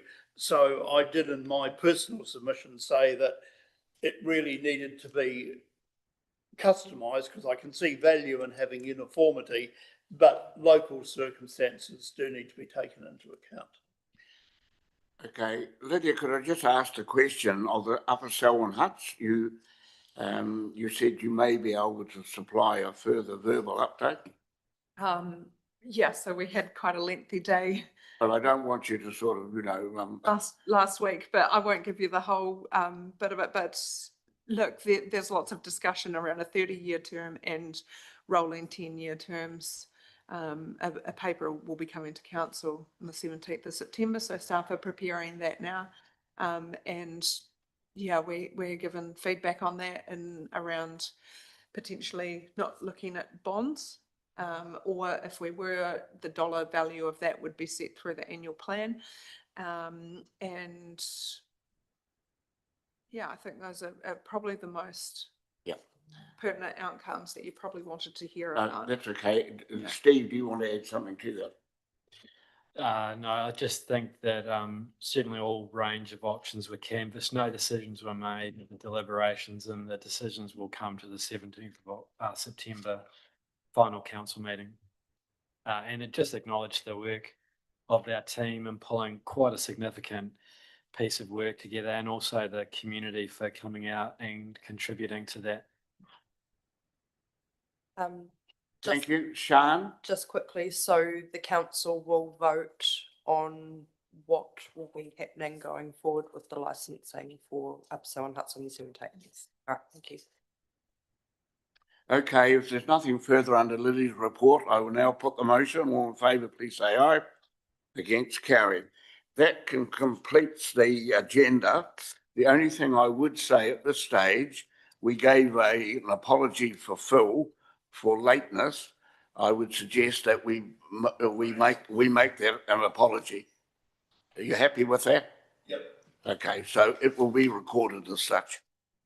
All right, thank you, board, again for a very progressive meeting, and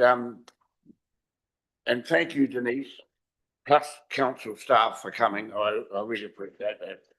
I declare the meeting closed.